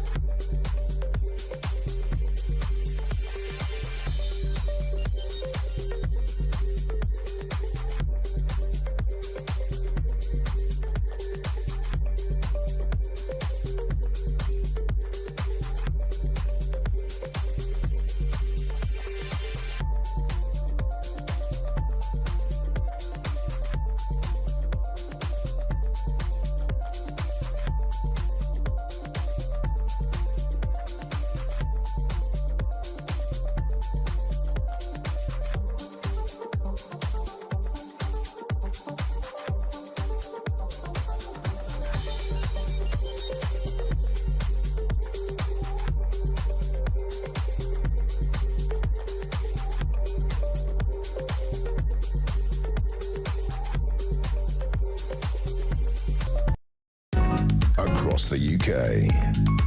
On DAB+, on your smart speaker, on your smart TV, and on your side. This is Talk. Ooh, I love it when I'm doing a show and things get tasty. That's what this profession's all about. You sit in this booth and sometimes you don't know what's going to happen. And something has happened because we just had some breaking news before the advertisements. Zia Yusuf, the chairman of Reform, wrote on his X, there you go, if you're watching you can see it on the screen there. 11 months ago I became chairman of Reform. I've worked full-time as a volunteer to take the party from 14 to 30%, quadrupled its membership and delivered historical election results. I no longer believe working to get a Reform government elected is a good use of my time. Ow. And hereby resign the office. Let's speak now to Jack Elsom, chief political correspondent at The Sun. Jack, wow. Wow. Wowee, yes. I mean, Zia Yusuf resigned from his position as chairman, seen as a rising star of the Reform Party. A very close ally of Nigel Farage was with him at a press conference last week. Or so we thought, and has now resigned. Bit of a tantrum, it seems. He's thrown his toys out of the pram in some regard, saying he no longer believes that actually it is any good use of his time to be working to get a Reform government elected. Now, what does he mean by that? Does he mean that, you know, he's a very successful businessman and actually he wants to go back to his commercial interests and potentially being in Reform isn't a good use of his time? Or is he saying, actually, that he does not believe that Reform should be in government and actually Nigel Farage should not be Prime Minister? Zia Yusuf, over the course of the past few months, has been saying that Britain needs Nigel Farage as Prime Minister. Tonight, it seems that that's up in the air, and I think that it's just going to feed into this idea that Nigel Farage is a very, very difficult person to work with. I mean, I don't know what's going on inside at the moment. There's been some talk that Zia Yusuf has been sidelined onto the Doge project, and actually their CEO has taken more of a role in actually running the day-to-day management of Reform. But it is a big blow. You think about people like Rupert Lowe, you think about people like Ben Habib, other bodies that Nigel Farage has managed to toss aside throughout the years. However, what I would say to caveat all of that is that none of the infighting which has happened with Nigel Farage's career has actually managed to stop his meteoric rise. I mean, let's look at this, let's spin it around, have a bit of a Copernican revolution, shall we, and sort of look at it from a different angle. You say that Nigel Farage seems to be someone who's difficult to work with. Zia Yusuf has resigned. Surely, if you're the person who has been facing a lot of criticism and attacks for not being contactable during the vetting process, I'm hearing from loads of people saying, my candidacy's been blocked, I've got no one to speak to, I don't know why this is going on. That was the first thing that seemed to be causing a bit of a storm in a teacup for Reform. Then Rupert Lowgate. Zia Yusuf reporting Rupert Lowe to the police. That's a press statement that went out, then saying he was reported to the police. It's my understanding that that wasn't signed off by the party leader, who indeed was very angry and upset by that particular action, but didn't get rid of the party chairman. Then you have the party chairman taking it upon himself to post on X the inaugural question from your newly elected MP, asking the Prime Minister something that the public really care about, calling it dumb. Perhaps Nigel isn't that difficult to work for and has been a little bit too tolerant. No, you're totally right, and I'm sure the reasons will come out of the woodwork in the next few days or so. But you are totally right, in fact, that it seems to have been sparked, or at least the first rumblings of a rift that we've had were in fact this morning when Zia Yusuf took a pretty nasty potshot at Sarah Pochin, the new MP for Runcorn, essentially calling her questions to the Prime Minister yesterday, where she suggested that he should ban the burqa, a dumb policy. Now, originally, I think people thought that this would be Reform Party policy. Richard Tice in the morning, the deputy leader, actually trailed Sarah Pochin's questions, saying it would be a very interesting Prime Minister's questions. And then us journalists were trying to get clarity about whether this was now Reform's policy. I mean, they've only got 5 MPs. It was widely trailed by their party deputy leader. And then there seemed to be confusion about whether this was actually the policy or not. And Zia Yusuf really seemed to stick the knife in this morning when he said it was a dumb thing for Sarah Pochin to do. Whether or not, we don't really know at the moment the chicken and the egg. We don't really know the order of this, whether or not he was already determined to resign and therefore was just sort of in the final few hours settling some scores and taking some pot shots, or whether actually the Reform hierarchy, Nigel, Richard and the rest of them, really didn't like what Zia had said and therefore have forced him out in some regard. But, you know, it's not obviously good for Reform in any sense at the moment. But I actually think that, like the Rupert Lowe situation, it probably won't stop them in the long term. I mean, perhaps it is good for reform, because certainly a lot of people, especially over the Rupert Lowe thing, became very critical of Zia Youssef, very concerned about quite the effect he might be having on the party, given the reporting of Rupert Lowe to the police. I mean, I've obviously got lots of friends within the party, so I hear things that perhaps other people don't hear. And so perhaps actually it's a bit of who will rid me of this troublesome priest, and now they can move on harmoniously.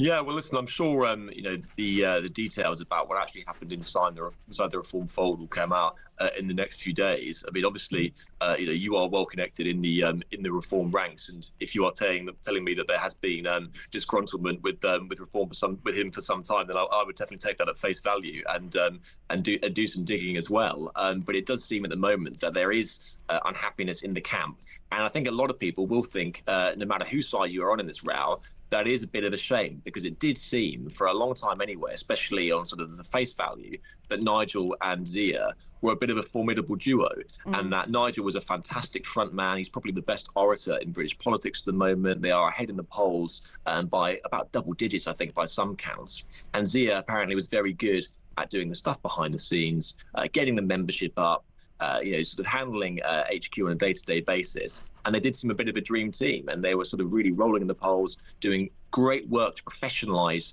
the grassroots, activities, so that rather than just being sort of a people's army, as Nigel has said it in the past, they actually had professionalised branches, which led them to great success in the local elections. The fact that that team has now been split, I think, will inevitably raise questions about the future of reform. But just like the Rupert Lowe scenario, Nigel Farage is probably the most recognisable politician in the country. And you have big rows that blow up on social media. It depends now, I think, whether this will land a glove on Reform's poll ratings, or whether they continue to do incredibly well. So we shall see how that plays out. Personally, I think it could end up having a bit of a positive effect. But the thing is, it was totally unsustainable, wasn't it, for the party chairman to come and call the newly elected MP dumb and criticise her very first question at PMQs to Sir Keir Starmer, which of course got a lot of publicity. I mean, that's just not sustainable in any political party, is it? He'd have had to go. Whatever's gone on beforehand, surely you can't have that situation. You might be party chairman, but you can't go publicly slagging off your MPs. It doesn't make sense. Yeah, and I think if you have a larger parliamentary party, you have a bit more cover to do that. There's backbenchers who are annoying to the leadership in any party, but I think when you have a party which has a small parliamentary presence like Reform, and the fact she's just been elected and has just won this incredible by-election by 6 votes in Runcorn a few weeks ago, it was her first question at Prime Minister's questions, to then have the Reform chairman basically take the rug from underneath her and call her dumb, not just privately, which would have been one thing anyway, but actually in full public glare, I think is incredibly unfortunate. And you're right, it did seem a totally unsustainable position. People were totally baffled by it when they saw it this morning, Zia Youssef's remarks. And clearly now we knew that something has happened, something's been bumbling for a long time now, and it just I think it goes to show that what happens to the surface maybe isn't what's happening actually behind closed doors. And I think, as I said, we will see in the next few days what's really been happening inside the Reform tent. I mean, but terrible optics as well for the party if they had sustained him, because this is a party that's just been campaigning up in Edinburgh on sectarian politics, on members of the Southeast Asian community, politicians of the Southeast Asian community, prioritising the Southeast Asian community rather than coming up with policy for all. And one might get the impression that a Muslim man calling a question about the burqa dumb sort of falls into that category, and it's something that it doesn't really fit with Reform being the party that they want people to trust them, for being the vanguard on these issues, for actually speaking truth to power, for not being shackled by political correctness and actually grabbing the nettle when it comes to things like social integration, the question of changing demographics, of Islamism. And perhaps actually that was the main element of why, let alone calling your MP dumb, which is misogynistic and nasty and foolish, but also very unhelpful to the party's cause overall. Yeah, I think you're right. I think there were two problems with that comment when it came to the Reform brand. One, was that, like you said, it was just a bit nasty anyway, just to sort of say one of your female MPs is dumb. But also, like you said, in terms of the reform position, it threw it into total doubt. And I think when Sarah Pochin stood up in the Commons and made those remarks, whatever you think about them, people thought that must be the reform position. It must be authorised. She's only one of 5 MPs in the reform fold, and therefore that is now their policy. And to have the party chairman throw that into total doubt seems that gives the impression it's a party all over the shop, and they don't really know what they believe. And I think that one benefit of reform, which has really seen them gain traction in the polls, is that they are, whatever you think about their policies, they know where they stand. And there's no half a dozen of one or sitting in the middle of the road. They have their views and they will stick to them. They are happy to be unpopular in some parts of the country, but also happy to be immensely popular in other parts among some other voters. And so you're totally right that it did seem to throw their policy position into disarray. And Nigel Farage, since establishing this party, has been very keen for it to be for it to have their views and stick to them. And so, it's not helpful for them at all. Jack, wonderful catching up with you. I bet you've got a lot of copy to go in right now, so chop. Papers go to press soon. Well, let's speak to a caller, shall we? Let's have a chat with a person with a wonderful name. This is Alex in Birmingham. Hi, Alex. Hi, Alex. We do have a wonderful name. Oh, it's a boy, Alex, as well. Hello, boy, Alex. Firstly, as well, let me say I think you're fantastic. I really do. But on this question about Zaya Youssef and his just, a rather sudden resignation, I think it's not going to have a negative effect on reform. I think it's going to have the opposite.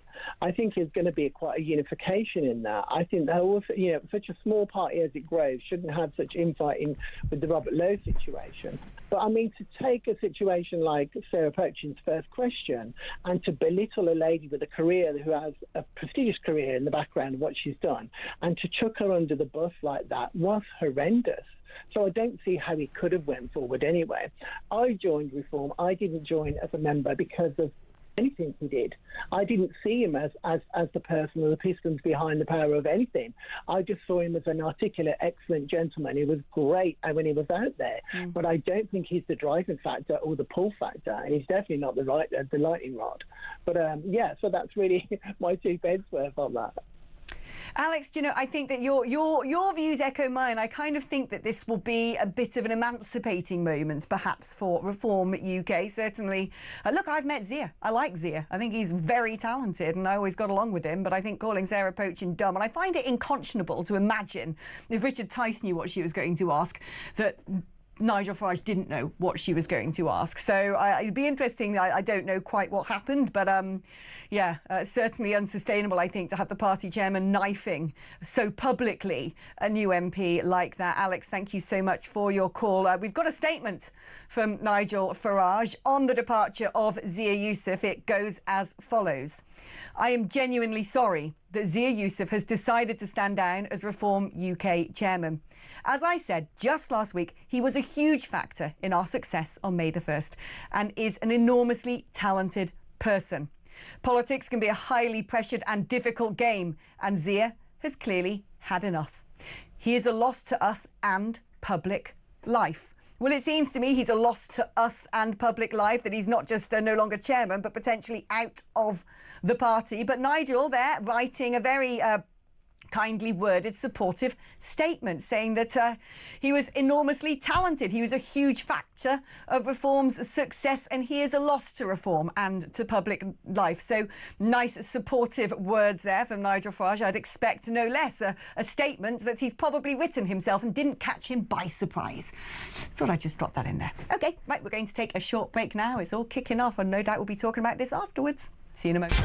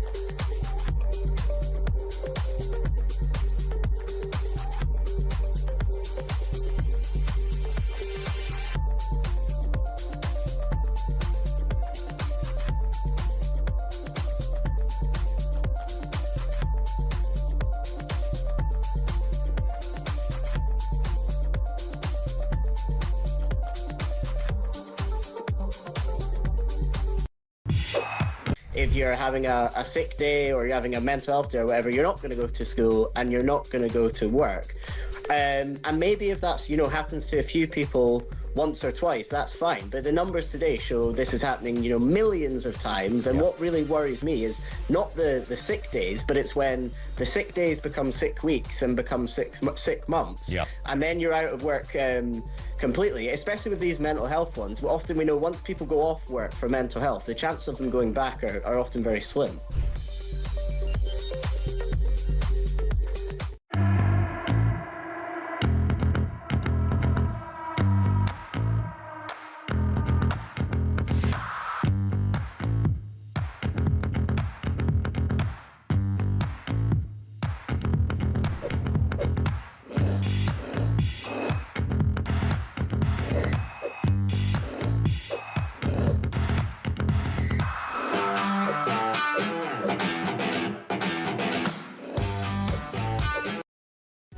Across the UK, on DAB+, on your smart speaker, on your smart TV, and on your side.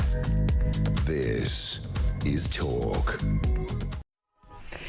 Oh, wowee. It's all kicking off now, and when it kicks off, I always need a little bit of support, so I've called on me old bestie, Benedict Spence, to wade in on what is going on with Reform UK. Benedict Spence, great to have you on the programme. Zia Youssef resigned. He said that I no longer believe that it's worth my time and energy trying to get Reform elected as the next government. I mean, that doesn't really sound like it's a happy departure. Nigel saying lovely words about him, how talented he was, and he's a loss to public life. I have a feeling there might be a few sort of, real ales being poured right now in Reformville.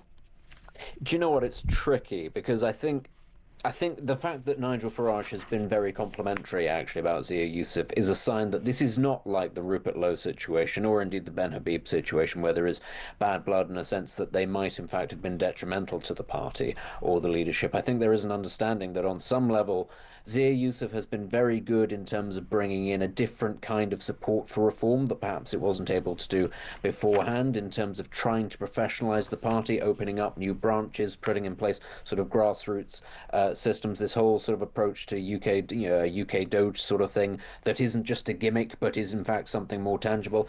I think Zia Youssef is an intelligent individual and a potentially very savvy operator.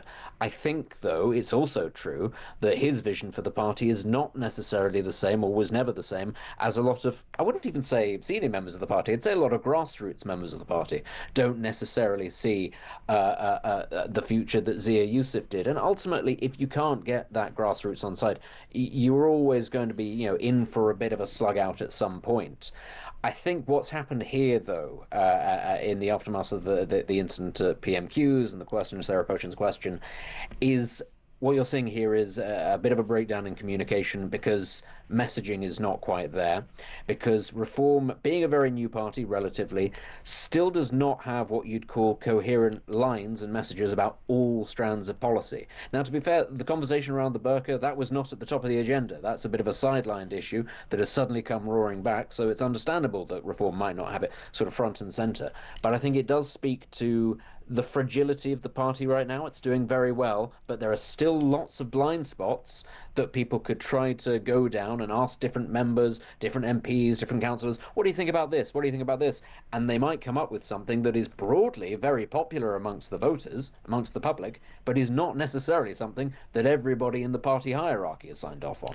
Yeah, I mean, perhaps, and I say this with hesitancy because I know lots of people in Reform, of course, but I myself am not in the party as part of their meetings and don't get to be a fly on the wall of what goes on. But I wonder if, despite all of his talents and despite the brilliant optics of Zia Youssef, and he is a talented man and a great presenter, and I don't think he's a bad man at all, but perhaps on some level this might be a bit of a getting rid of a ball and chain around the party's ankle, because there was the Rupert Lowe gate, which certainly, at least the reporting of Rupert Lowe to the police was an action taken by Zia Youssef, an action that a lot of people thought was pretty horrific. I am of great confidence when I say that I do not believe believe that this was initiated or even signed off by Nigel. And similarly, I cannot imagine under any circumstances Nigel initiating or signing off the party chairman, calling the newest MP dumb after asking her very first question at PMQs. So perhaps actually this is a moment that Reform could regroup. Perhaps even they might invite Rupert Lowe over for a bottle of claret and a rare steak and be able to sort out their differences. I mean, stranger things have happened. I'm not sure we're quite there yet, but, you know, never say never. What I would say is there are positives and negatives to this. The positives are I don't think that this is going to hurt Reform's polling at all. I think we often those of us in the bubble, in politics, who are junkies of this sort of thing, often overstate the importance of even quite large figures in political parties. If it's not the leader, most people, in fact, don't really care, don't know about it. So short of Nigel Farage deciding I'm off, I don't think Zia Yusuf's departure will actually harm Reform's polling in the short term. So that's actually, in some ways, as you say, a net positive. There are lots of people in the party who disliked him, who disliked that whole incident, and will see this as good riddance. But the question then is around how much of a role did he play in the organisational side, in the fundraising side, and I think he would certainly argue that he played a very large part. Others might disagree, but I suppose the proof will be in the pudding. If we see Reform continuing to poll well, going forward apace, putting in place those grassroots, those mechanisms, those structures that allow it to operate at a local level as well as a national level, well, then people will say, well, it's not too big a deal. But if you start to see fraying, a lack of discipline elsewhere, then other people might go, maybe Zia Yusuf was right. Maybe there did need to be a little bit more discipline, a little bit more tightness. So I think it's one of those where, given that Farage has been so sort of complimentary about him, I suspect Farage sees a lot of positives about him, but that doesn't mean that this has to be... Well, perhaps he also doesn't want to, in the aftermath of leaving the party, because I no longer believe working to get a Reform government elected is a good use of my time. Aren't exactly warm words. Perhaps he's trying to stop any more bombs going off. Benedict, thank you ever so much for your input. We're going to be staying with this story. There's so many messages coming in. I'm going to be reading them and going to be talking more on this shock resignation after this.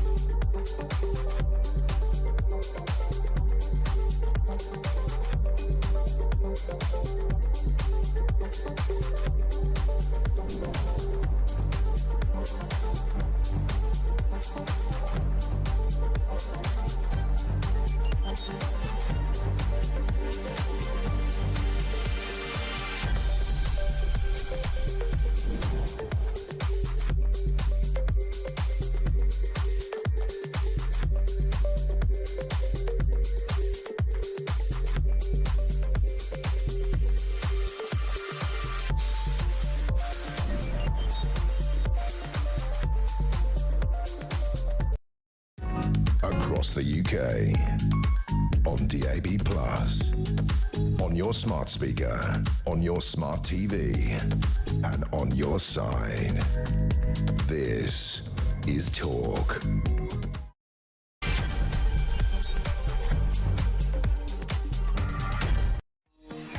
Well, you come in thinking it's just going to be a nice quiet 3 hours, then you're going to go home and pour yourself a little stout and put your feet up and enjoy some telly box. But no! It is a fun story day today, isn't it? Well, I don't know if it's fun or not, but I always love a bit of breaking news. And just in the last hour, we have learned that Zia Youssef has resigned as chairman of Reform UK. That bright young thing who looked so good and young and fresh and energising and has really professionalised the party. He worked as full-time as a volunteer to take the party from 14% to 30%. Let's not forget, he also donated, I think, £250,000 to the party when he came across. He helped quadruple its membership, delivered historic election results. This is sort of paraphrasing his statement, but he has turned around and said, I no longer believe working to get a Reform government elected is a good use of my time, and hereby resign the office. That doesn't really sound like, oh, I'm a bit busy to be chairman, but I still wish Reform the best, does it? I mean, I no longer believe in working to get a Reform government elected is a good use of my time. I mean, you may as well just say I don't want Reform to be the next government. I hate him. I don't know whether he's parting on bad terms or good terms, but if anything, if I'm going to read anything into that particular form of words, I don't think it's filled. It's not showering Reform in glory, is it?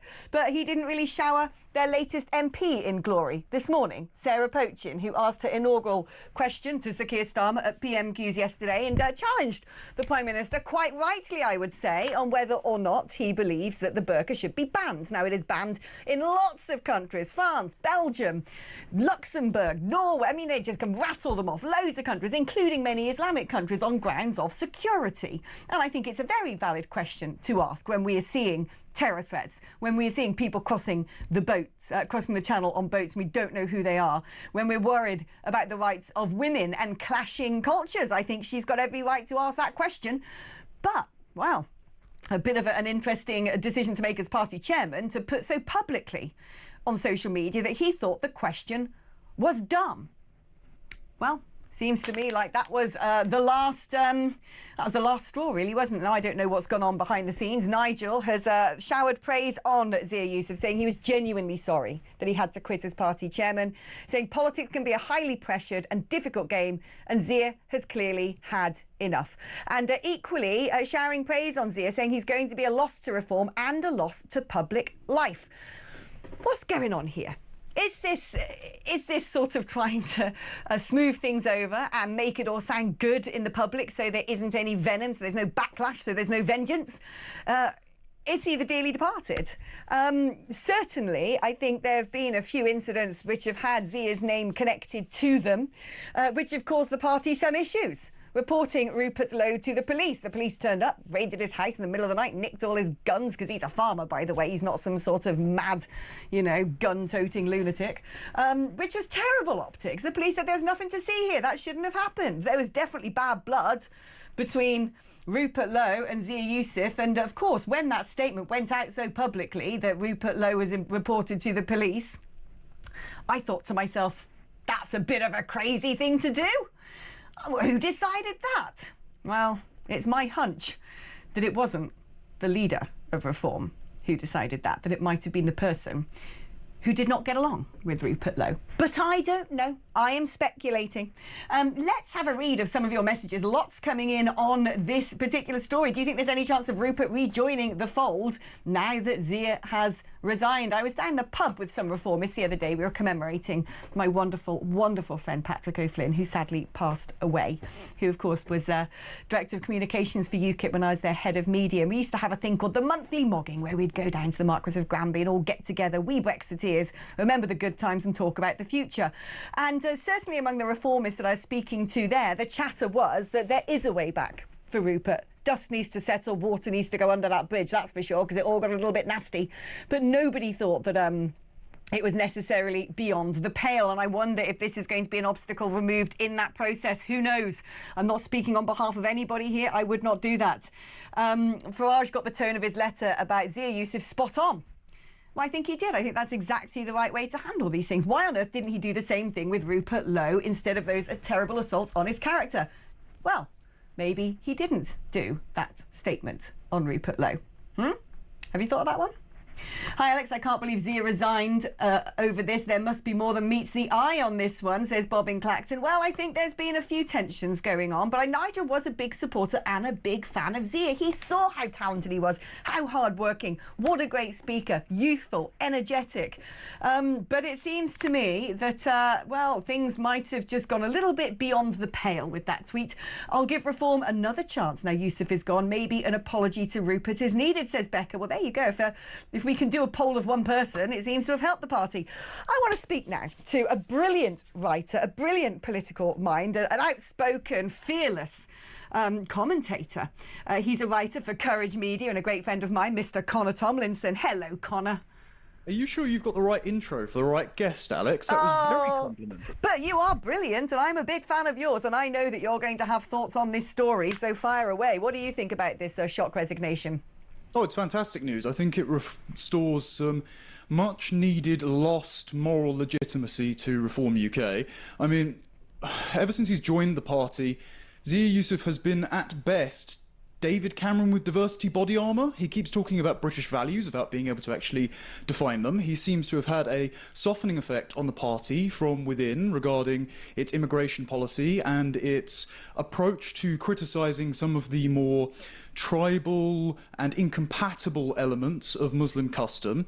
I mean, remember, before the election, Nigel Farage had a great interview with Trevor Phillips on Sky News where he pointed to the Henry Jackson Society polling that said lots of British-born Muslims don't think Hamas did anything wrong on October 7th. That's a real issue for integration. And then a few months after the election victory, advice from who knows where, but presumably Zia Yousaf, he told Winston Marshall, well, we can't politically alienate all of Islam or we will lose. And it's like, well, what would winning look like in that capacity, Nigel? So I hope that Reform gets back on track, starts listening to more of its members and its base again, and listens to some of its critical friends, a term that I coined that Zia Yousaf once tweeted out and disparaged, but it turns out that its critical friends, rather than Yousaf, seem to have been vindicated today. Yeah, it's funny because, look, people listening to this all seem to be relatively positive about the fact that Zia Yousaf has resigned. And there was a sense, I think, among reformists out there that there was this tension, that there was a softening of Nigel's approach to things, given he's always been the vanguard, Nigel famously once said, I'm not a populist,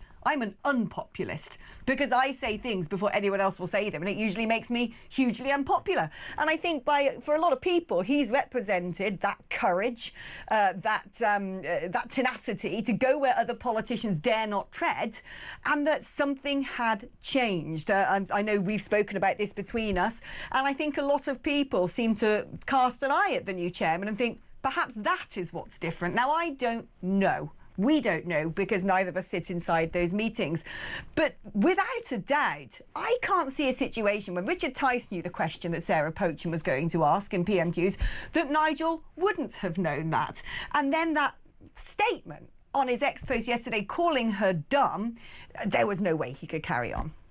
No, it was inexcusable, and that's the second popular MP that he's disparaged. And look, privately, I've said to you that I was worried that Sarah Pochen herself represented a softening. You know, when she was mayor in Runcorn, she'd attended Pride events and refugee welcome events, and I was pleasantly surprised that her maiden question came out swinging for an issue that the British public are concerned about, and that even Keir Starmer himself, even though he squirmed and avoided answering, gave light to when he said, we're being made a nation of strangers. I mean, how can you get to know new arrivals if you can't even see them if they're dressed head to toe in all black? So she was completely correct to call for a ban on the burqa to improve social cohesion and social trust.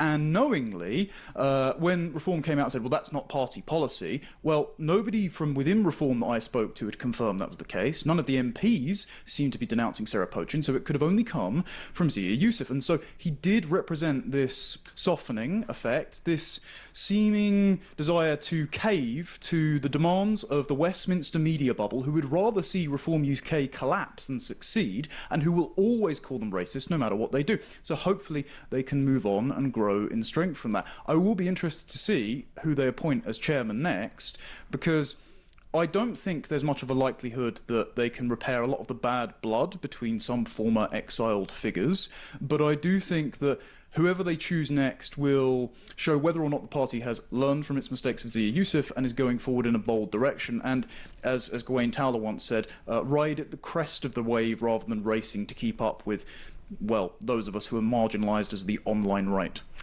I mean, it's interesting. You mentioned there, sort of, alluded to Rupert Lowe-gate, and certainly the common denominator with the attack on Sarah Pochin, and equally the fallout with Rupert Lowe was Zia Youssef. And so you do have to wonder, with Zia Youssef gone, whether there's going to be an opportunity now for the party to break bread with him and bring him back into the fold. Well, there's been a lot of water under the bridge, but whether that now can be pegged onto Zia Youssef reporting him to the police, and everyone else in the party can say, right, come on, that was terrible, that shouldn't have happened, let's talk, I don't know. But it does seem to me quite interesting that, given how, I mean, it wasn't massively damaging overall to the party's success, but to their grassroots, to their memberships, to, keeping people enthusiastic about standing, the Rupert Lowe fallout was extremely damaging. Same with what's gone on with Sarah Pochin, making it look like the party doesn't have any policies, and the embarrassment of having this sort of very visible public schism. Why on earth, when those mistakes were being made, why did they protect Youssef so much? That's what I'm interested in getting to the bottom of now. Well, I think it's down to the fact that Nigel made a mistake by making him co-director, and I think that was driven by the desire to not want to be called racist, and so put Reform's sensible, popular policies in the mouth of someone that he thought had identity-based protection from criticism, which I think now everyone has realised, no, the arguments exist on their own merits, and no matter who says them, they can still be correct or invalid. It is important to note as well that through Zia Youssef's actions, Sarah Pochin was nearly not an MP, because there was a 95 vote winning spoil ballot vote, basically, that ran against Pochin in the seat that was based on the fact that they kicked Rupert Lowe out. So had they not removed Rupert Lowe with this ridiculous police report that Zia Youssef went around Farage to file, then they would have had a comfortable vote margin of over 100. So Zia Youssef nearly cost them a 5th/6th MP. So he was a complete liability. And I have heard from, let's say, prospective Reform donors who are very loyal to the cause and have been since Brexit,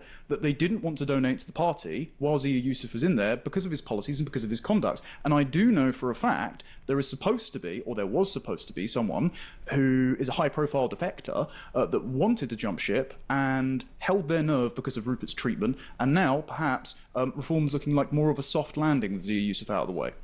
Very interesting, Connor. You know more than I do, son.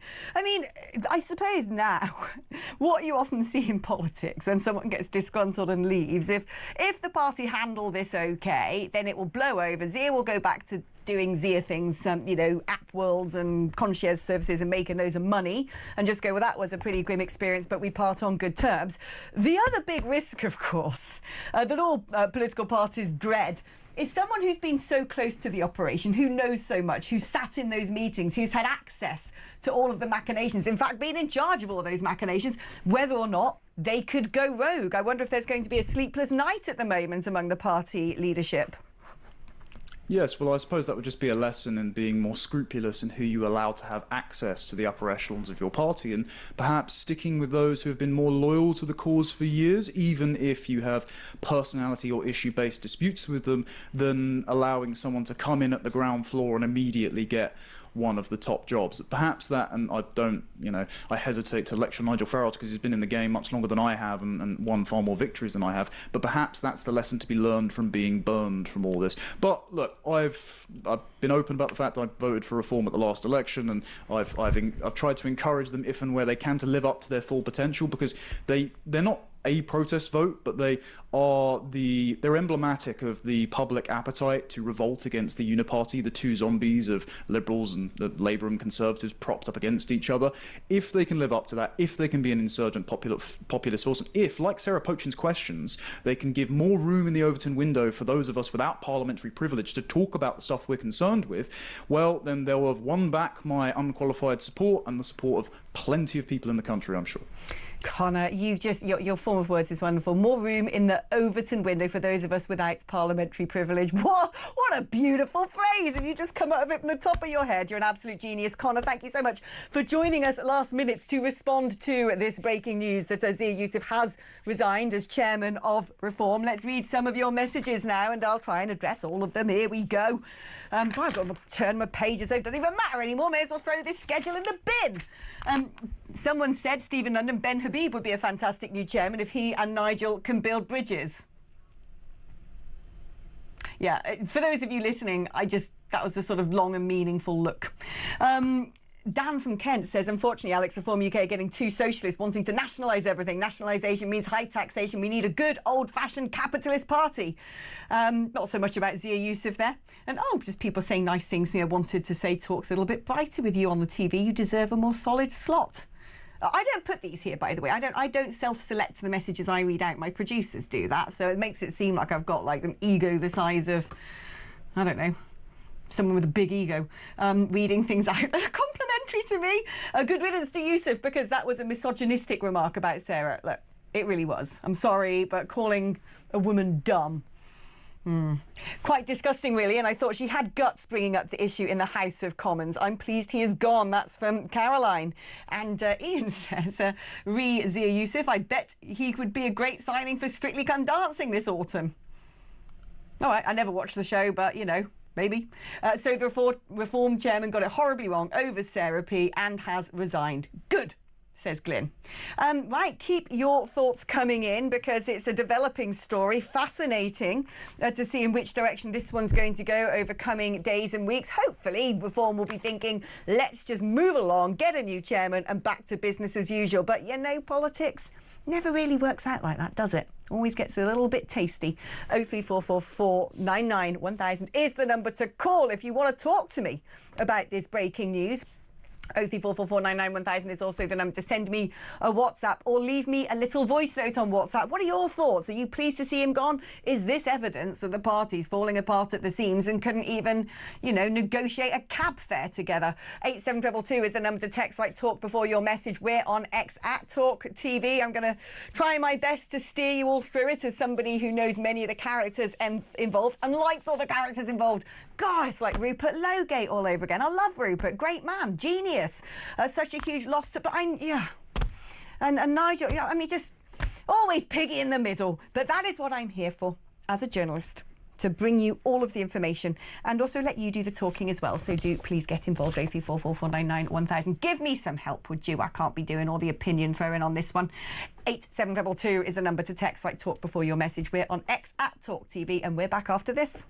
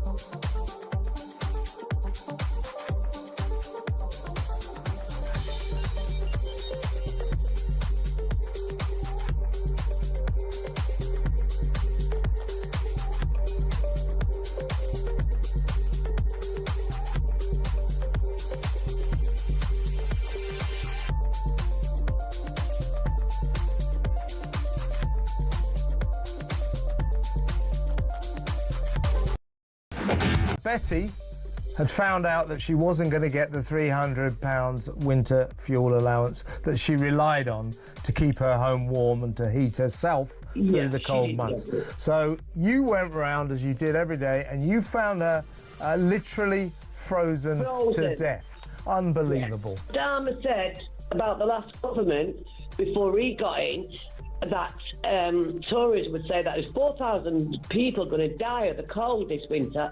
Well, he's beat that target by 4,950.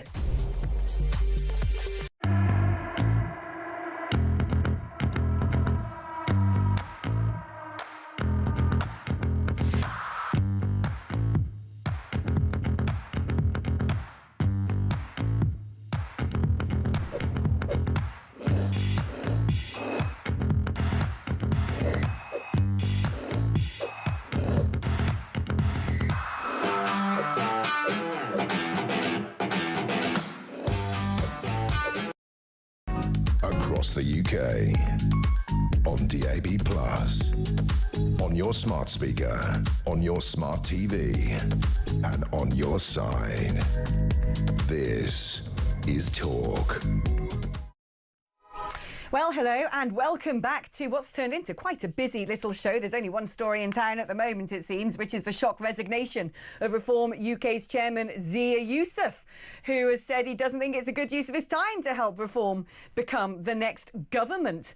This comes after, of course, his very public interjection criticising their most recently inaugurated MP, Sarah Pochin, who used her very first question in PMQs to challenge Sir Keir Starmer over whether or not he would have discussions about banning the burqa. Zia Youssef, coming onto social media later, called the question dumb, stabbing the new MP right in the back, or right in the face, quite frankly.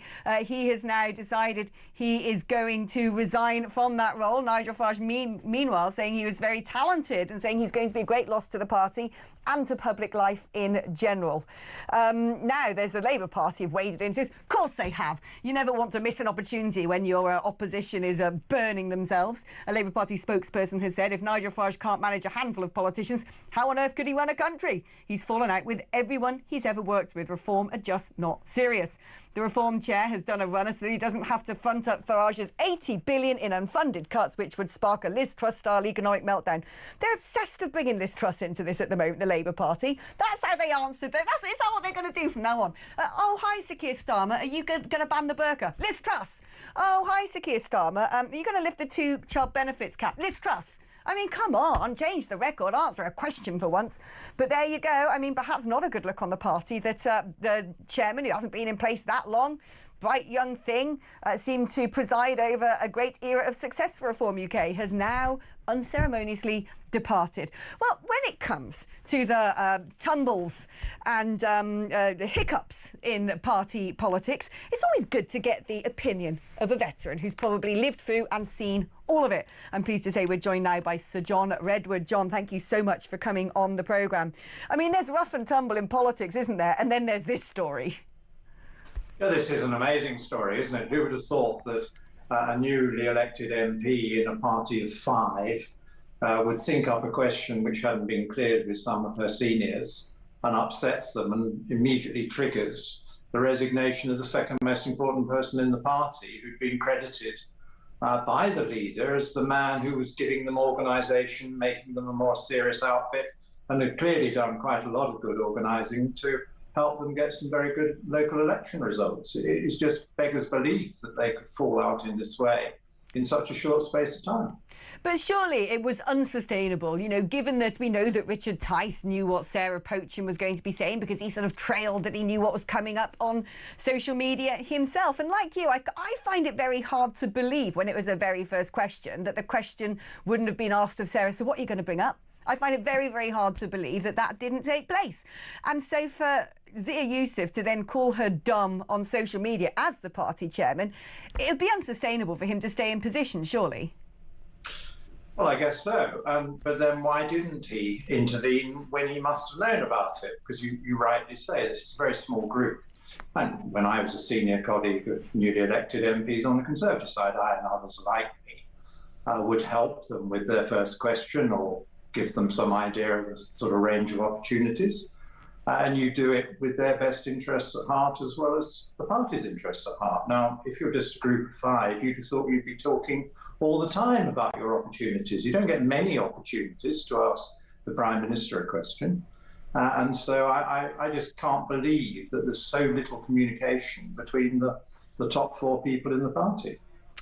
It does beg the question of quite what went on. Did Zia Yusuf know about this question? Did he express opposition to it within the party internally? Should he, as an unelected person but party chairman, responsible nominally for the operations of the party from a business-like point of view, should he be somebody who wades in on what an MP wants to express or wants to ask of the Prime Minister?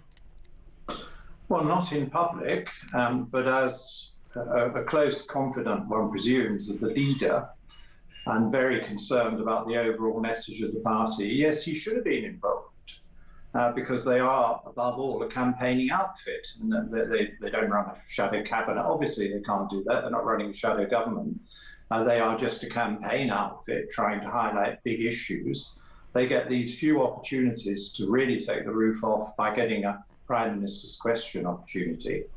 And you would have thought they'd want to work together and agree amongst themselves what was the best thing to do, and to put their new MP in the best possible light and give her the best possible introduction. Whereas now she's always going to be remembered as the MP who brought down her party chairman. I mean, we did actually initially ask you to come on the show to talk about Liz Truss, and it's worthwhile actually pivoting back to that because her name comes up twice in this story, the spectre of Liz hovering over everything still, because when Sarah Pochin asked Sir Keir Starmer, would you consider banning the burqa on security grounds, he basically replied with the words, Liz Truss. Now they've been asked to comment on whether, their view on Zia Yusuf resigning as chairman. And they've said the Reform chair has done a runner, so he doesn't have to fund Farage's £80 billion in unfunded cuts, which would spark a Liz Truss-style economic meltdown. Why is Liz Truss in all of this? This is Reform. This is Sarah Pochin talking about the burqa. This is the chairman of Reform resigning. They seem to be obsessed with saying Liz Truss. And the thing is, we know that Liz sent a letter to Sir Keir Starmer with a cease and desist, saying, stop saying I crashed the economy, I did not. You're in favour of Liz, aren't you, and her economic policy, and kind of have looked under the bonnet and said things aren't as they seem. She didn't crash the economy. She actually had the right agenda. Well, that's not quite my position. No, I gave her advice which she ignored. I would not have spent and borrowed nearly as much as she did in that budget. And so I was privately very critical of that at the time, and I've been publicly critical ever since. So that was a mistake. But you're quite right that this is a Labour initiative. They wish to keep on blaming Truss for economic problems now of their own making. And they really should study the facts, because the interest rate wobble upwards under Truss was considerably less than the interest rate wobble upwards and sustained under Rachel Reeves. And so Rachel Reeves says that when the 10-year bond for one day got to 4.38%, that crashed the economy. No, but it didn't actually, Rachel Reeves. But the 10-year rate has been above that all this year, and it reached 4.9 under Rachel Reeves. So on her own language, she has crashed the economy very severely.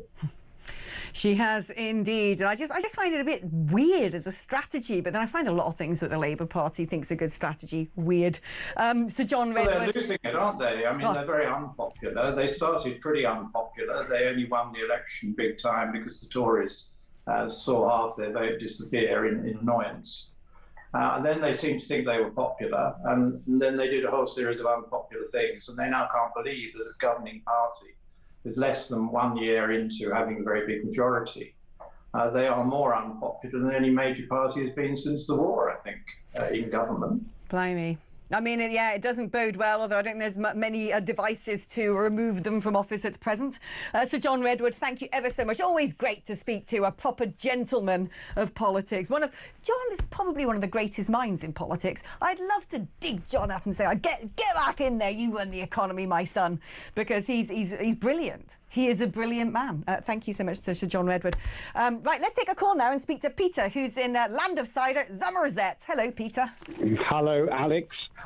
Just a couple of thoughts. We've all seen over the last few months how our Prime Minister is incapable well, he's incapable, full stop. But he is incapable of dealing with women.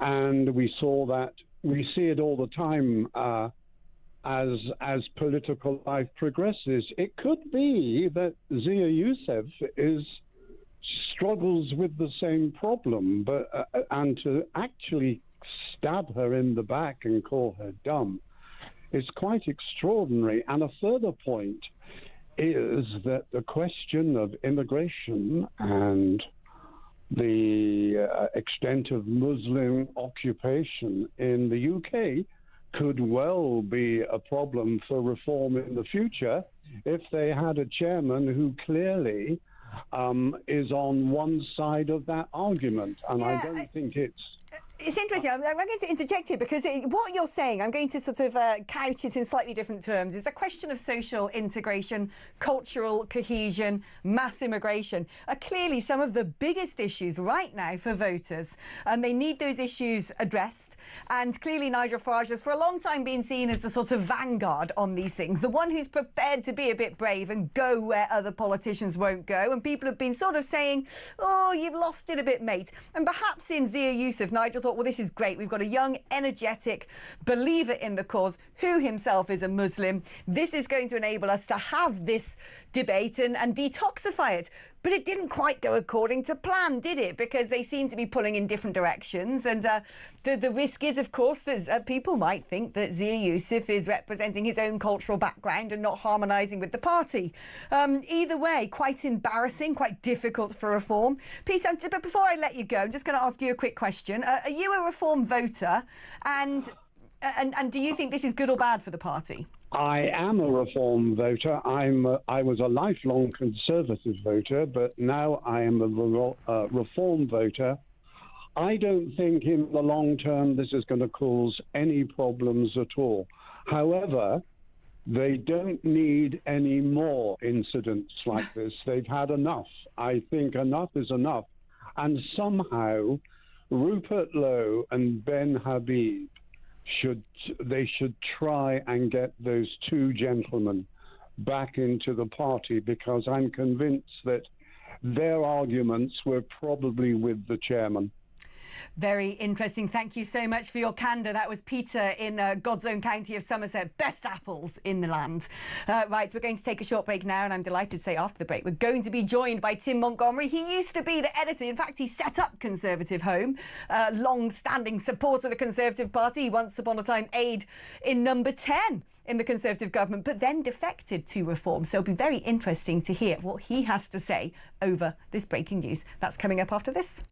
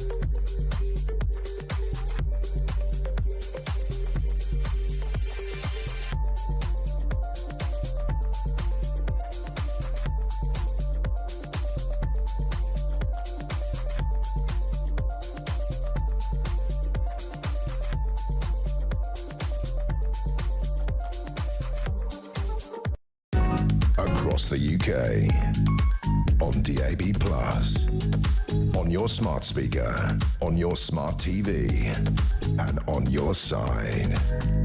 This is Talk. Well, hello, welcome back. Without much further ado, here he is. He's dragged himself into the studio. Was that last-minute notice? Were you preparing? Were you sort of hovering around the building, ready to be put to good I've been use? called in for service, so... Did you sort of get in a time machine all the way from Salisbury to land here? No, I was already in London. I'm doing the Sky paper preview tonight. I see. I was thinking I was going back to my hotel, probably have a glass of wine or two, and I thought I'd head off to Skyberia out in Osterley, but...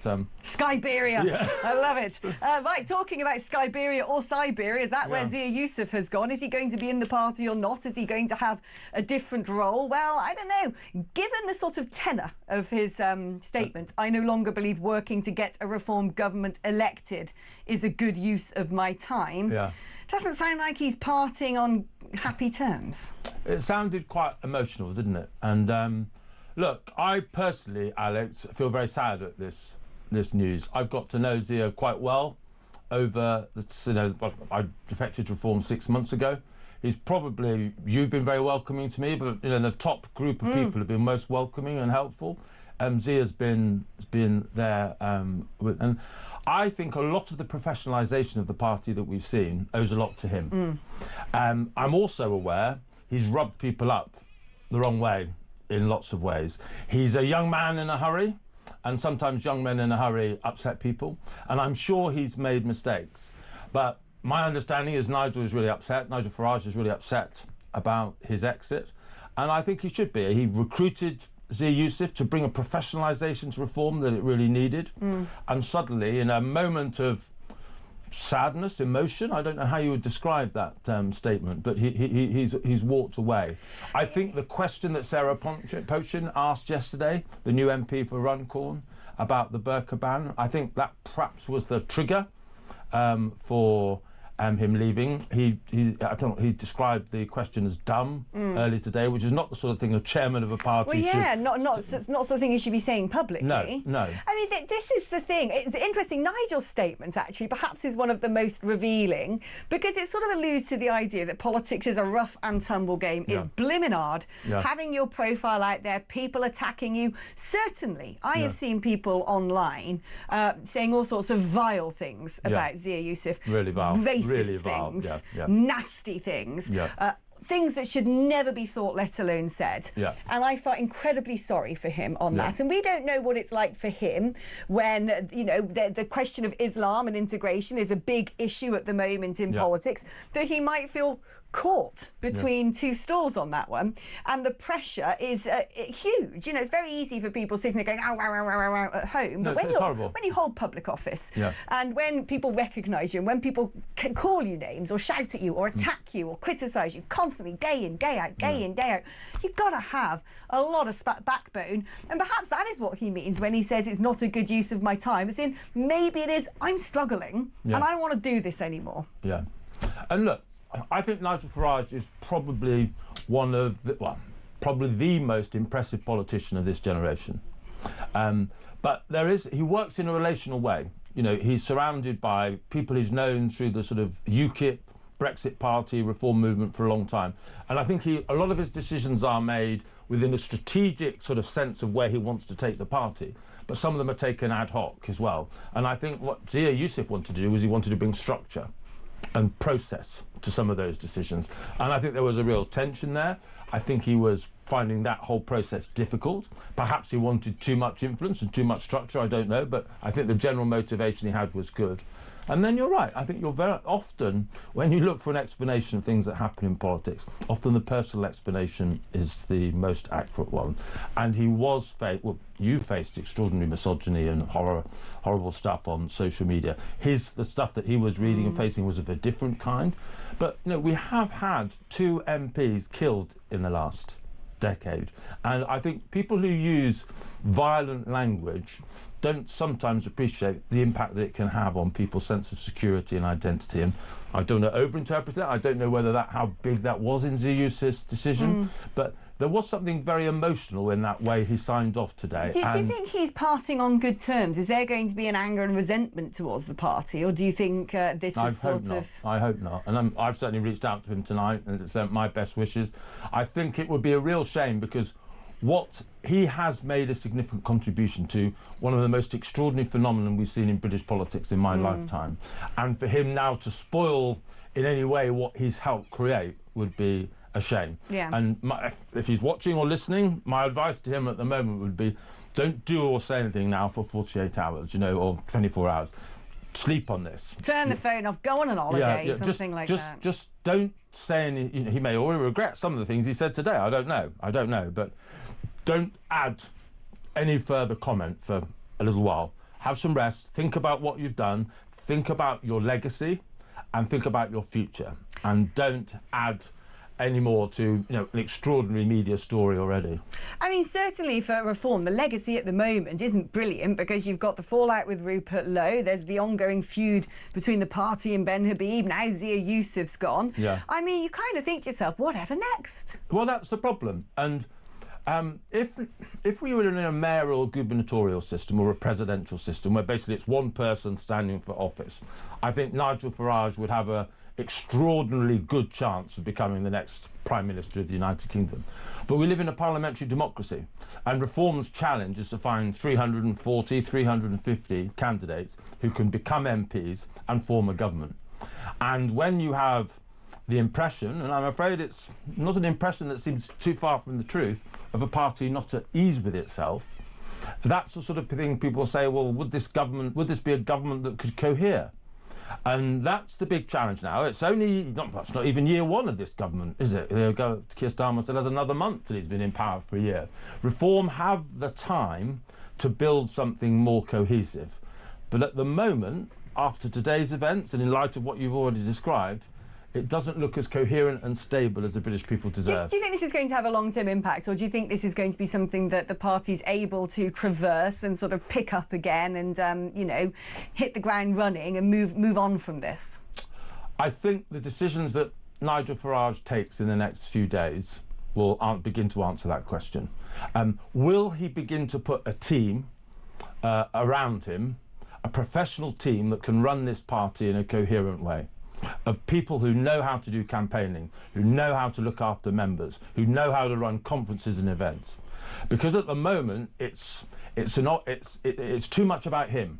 And as I've already said, Nigel Farage is a brilliant politician, but he needs to show he's the leader of a team. And at the moment, I don't know enough about who's in that team or what that team would look like.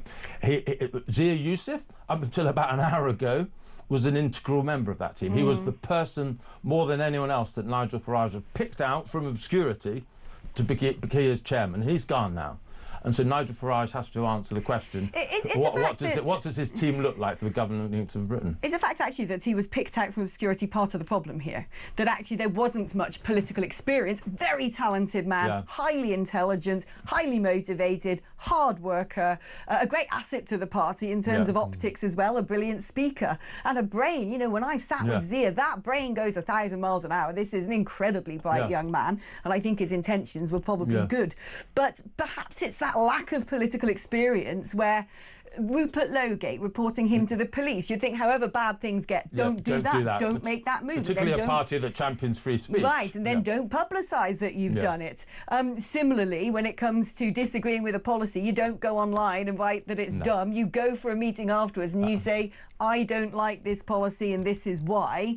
And then you just go, right, OK, do you know what? Let's navigate around this. The Labour Party don't want to have the conversation. That's made very clear by Sir Keir Starmer. So it can die a death, and then we can figure out now what we do. We don't have to talk about it for another 4 years. Do you think there is a sort of the element of, you know, you can be very bright, you can be very motivated, you can be very passionate, but politics is an industry in itself. It's an art form that you need to learn. Yeah. Look, both of us have been in politics for a few years in different ways, Alex. We've both, I think, seen so many business people come into politics from the outside. Rishi Sunak was one of them. Politics looks easy from the outside, but actually it's about a network of managing relationships. It's about knowing what kind of boundaries of what you can say and what you can't say. It's about being patient with volunteers who are giving their time freely to build a movement. It involves skills of leadership and tactics and nuance that in a business you don't have to worry about. You're in charge and you order people, you know, what to do. I've oversimplified, but you know what I mean. Well, I've got an idea. I wonder whether partly Zia Yousaf is that, you know, he didn't quite understand some of those compromises. But personally, I love working with him, and I know a very serious individual a big donor who spent 4 hours over lunch with him recently and said he was one of the most interesting people he'd ever been with. Very interesting. Very fascinating. Yeah. So I hope something could be salvaged from this. I hope that even if he doesn't want to spend all of his life dedicated to the election of reform government, I hope there may be some contribution he can still make. So Reform now needs to replace him as chairman. So they're going to be looking for someone who's got political experience. If they want to get into the next government, perhaps somebody who's worked in Number 10. Somebody who understands how to navigate the media. Somebody who gets how politics works. Yeah. Tim? No. If you knew about my personal finances and my disorganisation, you wouldn't allow me near any organisation. I'm primarily a journalist now, and I don't regret my decision to join Reform at all. But I think both of us know up close it's an organisation with lots of problems and challenges. But equally, we know it's year one of this Parliament. They've got time to put them right. But they do have a lot of work to do. And after tonight, they have more work to do. Right, so we've got an interesting comment now on X. Nathaniel Freed, who I believe is the Reform UK's bright young thing who is supposed to be auditing all the local councils and doing their doging, has put on X, Liz Truss has lasted longer than me at Doge. Oh, so he's gone now as well. Well, one assumes that he might have followed Zia Yusuf out of the door. Blimey, that's going to be pretty... because that was a huge central pillar of the party's policy to get those audits done, and I'm not sure how many bright young things who know how to do that lurking around waiting to take up that role. So we don't know what it means, but this is the Reform Party's central pillar in the local elections was we are going to sniff out all of the waste in local authorities. And they had advertised that they had this brilliant young mind who was going to be leading the Doge group for Reform UK. His name's Nathaniel Freed, and he's put on X, Liz Truss has lasted longer than me at Doge. So we don't really know what's going on there. Anyway, we're going to take a short break now, but I'll see you after this.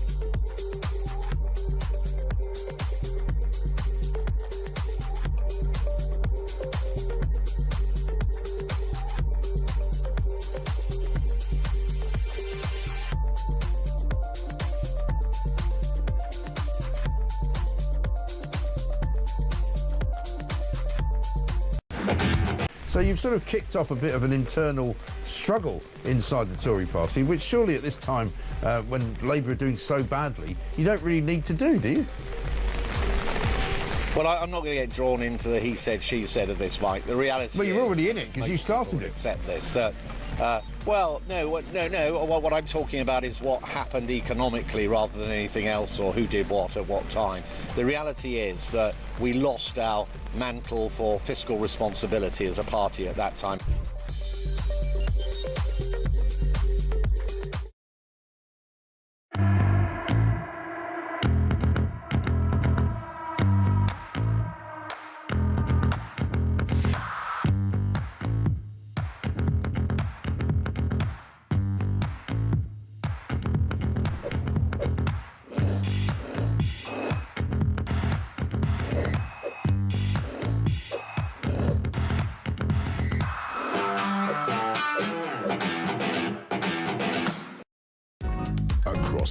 UK.